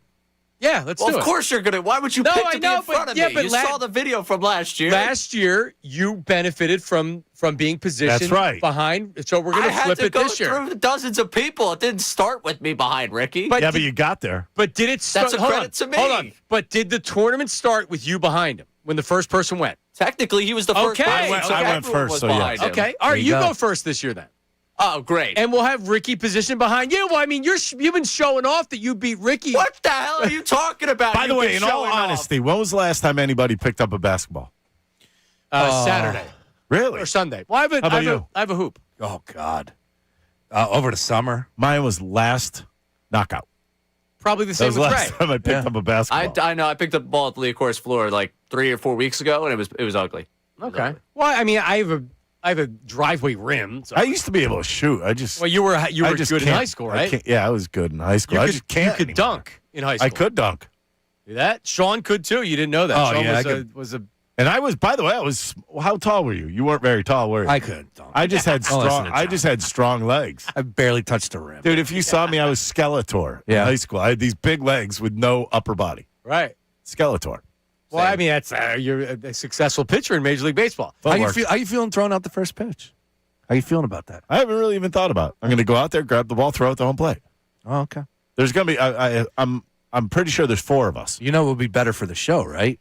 If you send 50 cents. You want me to throw it to the backstop? Yeah, throw it up the sausage and peppers. Somebody told me to hit the Fanatic. Yeah, Ray's certainly rooting for 50 Cent. Yes. For Bob Bowie. Yes. Oh, I'm happy Ricky's throwing out the first pitch. No, you're not. I am. If it was up to me, you'd throw out the first pitch of the All-Star game. Jealous. Yeah, I mean, it kind of is a big year for you. Last Philly to make in the year that the last time we had the All-Star game. Yeah, that's right. Ricky Batalco, the lone Philly All-Star. Yeah. Pretty big deal, man. Isn't that kind of weird? That was a long time ago. That was a long time ago. I mean, 96. They haven't had an All-Star game since. If you remember, for that game, they had said, hey, we have to get rid of these nasty seats.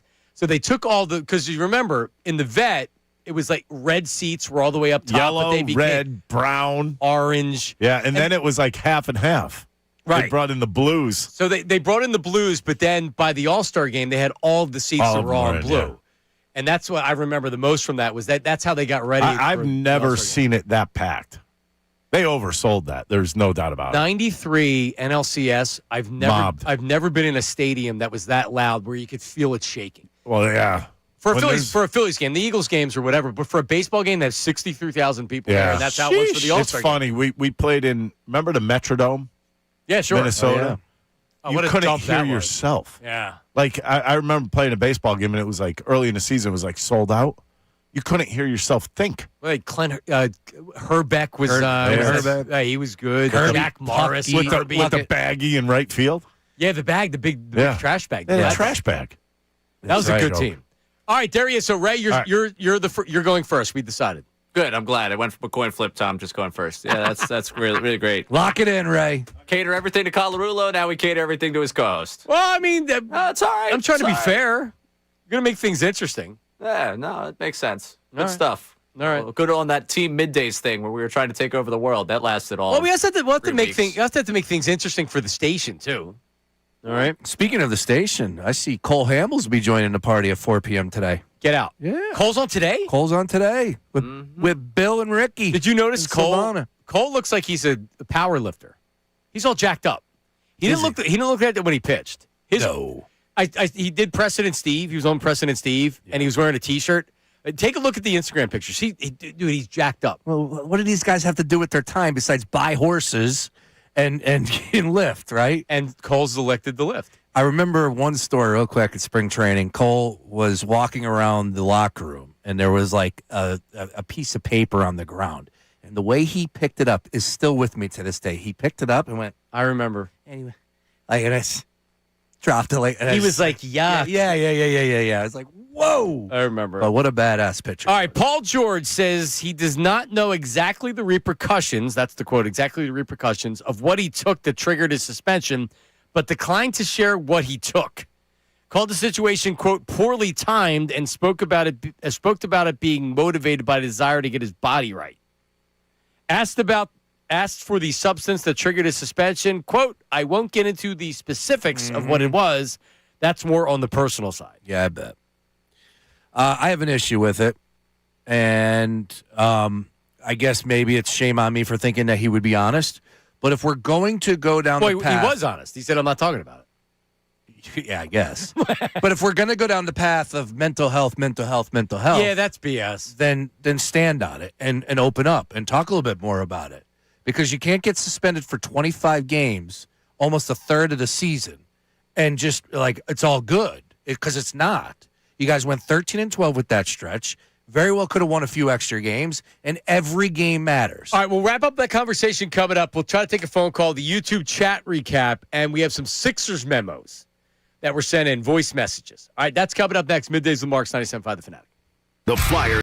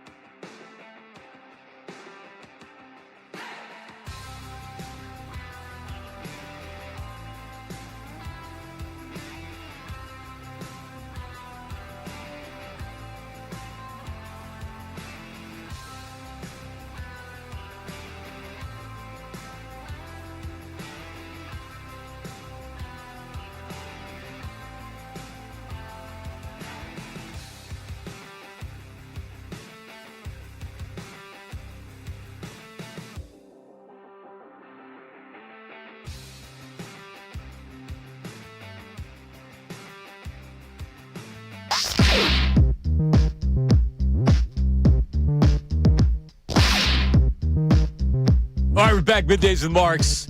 More comments from Ricky and Bill coming up next with Cole Hamels at 4 o'clock. That should be good.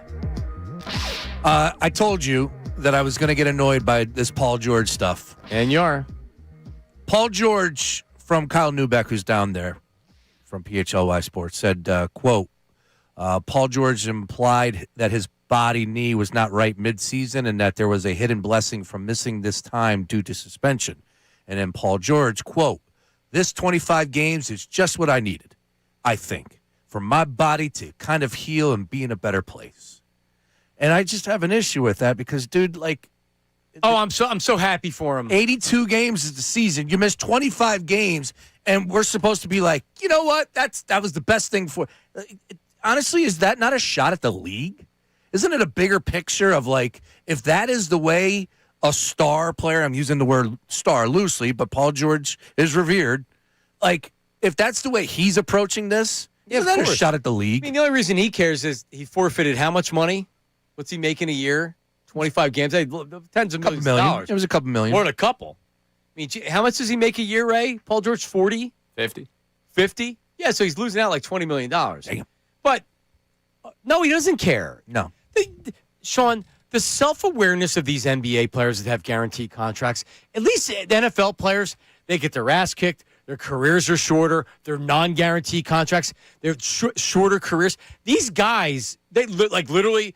Whenever there's a player that's holding out in the NFL for more money, I never criticize them because you know what? That's what you have to do. But these basketball players, man, they're complaining about playing back-to-backs and travel. 82. Oh, it's too many. They're staying in 5-star hotels. Yep. They are catered to. They fly first class. You know what I mean? Like, these guys have the life. And no, like, Paul George is totally tone deaf, and I'm not surprised at all. He didn't want to answer this question because, what triggered the drug test? What triggered the positive? I don't want to get into it. I bet you don't. Yeah. I wouldn't want to get into it either. Look at these numbers. Look at these numbers from these guaranteed contracts in the NBA. Everybody got fat, man. Yep. That's why that league is taking a big hit. I'm a fan of the league. We were just yelling about it. Like, I'll watch it every single night. But, like, it's a terrible product from March to April until you get to the playoffs. All right. And it's extending. It's now getting into February. Now it's almost like post All-Star break. It's unwatchable. Yeah, it's getting there for sure. But what he said, and I thought maybe this would excite you, Sean, because what he essentially said, though, was his body needed the rest. Now he's ready to go. And now you're going to see Paul George because he hasn't played in 25 games. And you're getting the healthy Paul George. And then Joel Embiid, oh, yeah, he's going to come back against the Bulls, and he's going to be healthier than anybody realizes. So you bitching and complaining that Embiid wasn't playing. They've actually preserved his body. Now they're going to go on a run. Mm-hmm. Right there knocking on the door of the 6th seed. Yeah. Right, not far away from being the 5 seed. You could be looking at the 5th seeded Sixers once the playoffs started. How about that? Yeah, well, I would like to get excited. I just don't know if the main focal point of the 76ers organization, Joel Embiid, will be playing. I don't know if he's going to be a part of that. I don't either. I don't even know if he's going to show up tomorrow. All right, so hold on. What do we think? Embiid back tomorrow, Ray? Yeah. He has to be. Well, he doesn't have to be. I didn't think he was playing until this game 3 weeks ago. If he doesn't play tomorrow, what are we waiting for? Do we agree it's a game where he can look good and there's a lot of eyes on it? And he'll be out there dancing around. He's not gonna come back against the Thunder or the Nuggets or anything like that. No, exactly not. No, that takes by himself too. It's a 10-game sample size. So he wants to come back with George. George. I'm surprised. We do a Maxey update at some point. It's been He said last night, 7 more days, they're going to have the reevaluation. Yeah, reevaluation. I love this team. This franchise. Just talking to Bill in the back, he thinks he's like, yeah, totally. Embiid's coming back for tomorrow night, which would be great. The game that we're gonna be at, and we're gonna be knockout afterwards. Yeah, well, I'm not getting my pom poms, as was pointed out in the YouTube chat. I'm not gonna pull them out. Nope. I'm done. You will. No. Yeah, you will. This team is beating me down. Right. Sixers. Everybody returns. They smash the Bulls on Wednesday night. Where's Sean on Thursday? So here we go again. Contenders in the East, baby! And I'm here for it. I'll feel good. Oh! I'm not going to say that, like, you'll be like, there's no reason why they can't make a little bit of a run here. I ain't going there. No, because I can't flip it like that when it comes to the opponents. So they're not beating anybody. Would it be better if that didn't happen and there was more egg on Daryl Morey's face, which forced? Because ultimately, I want this blown up. We had the anniversary of the vet getting blown up a couple days ago, a couple weeks ago. That's what I want with this team. Embiid's been one of the best players in franchise history. He's amazing. He's one of the best talents I've ever seen in the city in any sport. Build him a statue. I'm ready to move on. No. Move on. No. Well, he's getting a statue. He's going to get one outside of Camden. No. Yes, he is. He'll get one at the press facility, and his jersey's going to go up to the rafters. I'm fine with that. Okay. Good. Me too. Now, he should have his number retired. And then move on. Let's go. Get rid of him next year. If Bobby Jones' number retired, he won a championship. But if his number's retired, if Mo Cheek's number's retired, Joel Embiid has been an MVP. And I mean, I feel like that we did this with Ryan Howard. When you look at Ryan Howard's numbers in his prime, and you're like, holy crap, I forgot how many home runs, how many RBIs. That 4-year stretch. Man, he was a beast. And Embiid has similar numbers in a 4-year stretch. He led the league in scoring twice. But no statue. Statues. Okay, when Adam Schefter told me that, we told everybody, they're going to build a statue for Andy Reid, and I had to say to Adam Schefter, they ain't building a statue for Andy Reid. And Tony Bruno yelled at me, and we got into a big fight over it. Oh, my goodness. Did they build a statue for Andy Reid? They did not build a statue for Andy Reid. And nor should they. Doug Peterson's got a statue, though. That's not a real statue. It's an advertisement. Isn't it down? No. I thought it was still up. Is it up forever? It better be. Well, I mean, as long as Bud Light's involved, I guess it'd be up. That is not a real statue. It's not a real statue. That's an advertisement. That's a hell of an advertisement. Let's make some noise. Come on. YouTube chat recap. Come on, we better figure this Hit it.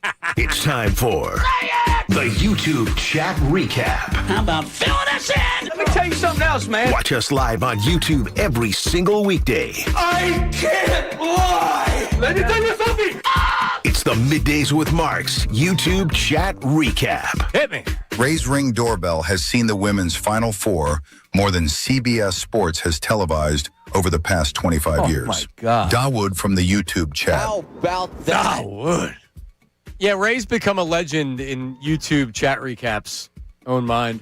I'm not telling you Ray's not a handsome fella. I'm not telling you Ray can't be popular with the ladies. I don't think he's getting as much action as. I think if Ray applied himself, I think he would do really well in that category. He drinks too much. No. If he went out with the idea of I'm scoring tonight, you're not drinking 6 or 7 beers. Sometimes, that's fair. You're right. You can't be sloppy. No. You can't close the deal if you're sloppy. Like when I was single, I would go to the hotel bars for happy hour. Is that so? Yeah. How did that work out? Well, what happens when you're at the hotel bar? have some appetizers, get a little buzz, people feeling a little loose. No, I can't tell you I've ever done Ray goes to the garage and has 7 IPAs and throwing up on the way we're home. cooking, baby. That sounds like a great night to me. I'm just hanging out with people I enjoy being around. That's all, huh? When Embiid comes back and they get the 5th or 6th seed, stay on that side, Sean. Yep. I don't want to hear your fraudulent takes on how they can make a run. Yep. Money Mar from the YouTube chat. Money Mar, you're right for the first time. Money Mar, I will give you that. And it will pain me because I love this team, but I'm not buying anything they're selling. They can go 10-0 to close it out, and I'm not buying anything they're selling. But here's also the thing that I do have to defend you with. You've been the only one in town that was saying, remember, Paul George is coming back, and Paul George is a really good player, and Paul George can do this, and Paul George can do that. And I'm looking at you like we're bringing up Paul George as the savior? Yeah. But if you look at the team, Paul George is a good player. Yeah. He's a franchise player now. He's a good piece. He's a good player. He's a good piece. All right, what's next? I do want to see Marks shoot free throws. I'd also like to see Nate, Ray, and Chunas in a half marathon. JM from the YouTube chat. I will say this, that I was spooked away from doing the free throw shooting thing because there were some other things that were going on with basketball, and it felt like it would seem forced, although it wasn't. Okay. So I think we can revisit it. Yeah, definitely. Later on in the summer. Because frankly, even if I don't do 70% from the foul line, it won't be that far off. A foul shot is easy. Okay. For the most part, it's all mental. It's just boom. Well, you shouldn't miss. Stroke. You shouldn't miss tomorrow. Then you should just step up and knock them down. I will. Okay.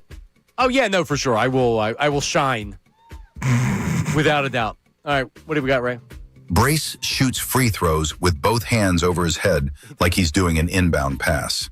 D Flyers from the YouTube chat. No, I would be better off to do it the granny style, Rick Will Barry Chamberlain? style. It would be better off to do that. Dylan McKinnon style. I think Ben Simmons would have been better off doing it too, as well. For sure. Any way it goes in, any way you find the hole, sir.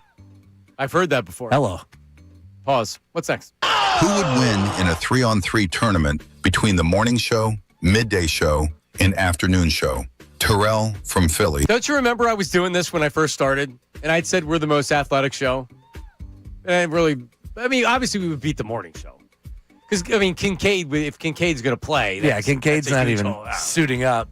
Right. Chunas, we'll see. Chunas and Connor's a good athlete. Yeah, Connor, I'm forgetting that. Yeah, no, it'd be tough, two of them. But you know what the difference with this show is? We got 3. Here's the difference. High motor players. True. 3-on-3, half-court basketball, it's all about the high motor. Now, Ricky and Bill, Ricky's good at basketball. I feel like Bill would have to play with a hockey stick in his hand. I don't know if he's seen a basketball. And Silvana would have to be on the team. It's something we should do. Pacing. I think that's going to be our key. We got to play full court. We got to run these guys. No, half court. You don't want Sean doing full court. But I don't think those two want to do full court. Definitely not. So that's true. I think that would be our advantage. Just don't forget to sign the waiver. Oh, yeah, I got to do it today. All right, what's I next? got to do that too. That's it. That's it? All right, YouTube chat recap. I'm going to TSA. Are you going to? All right, I'm going to. I got to go to DMV. All right, go to the DMV. I gotta actually do that. We have to sign a waiver to make sure we're on waiver. I'm going to go tomorrow night. Over 4 hours. All right, coming up next are the guys. Cole Hamill's coming on the show at 4 o'clock. That's going to be great. See ya.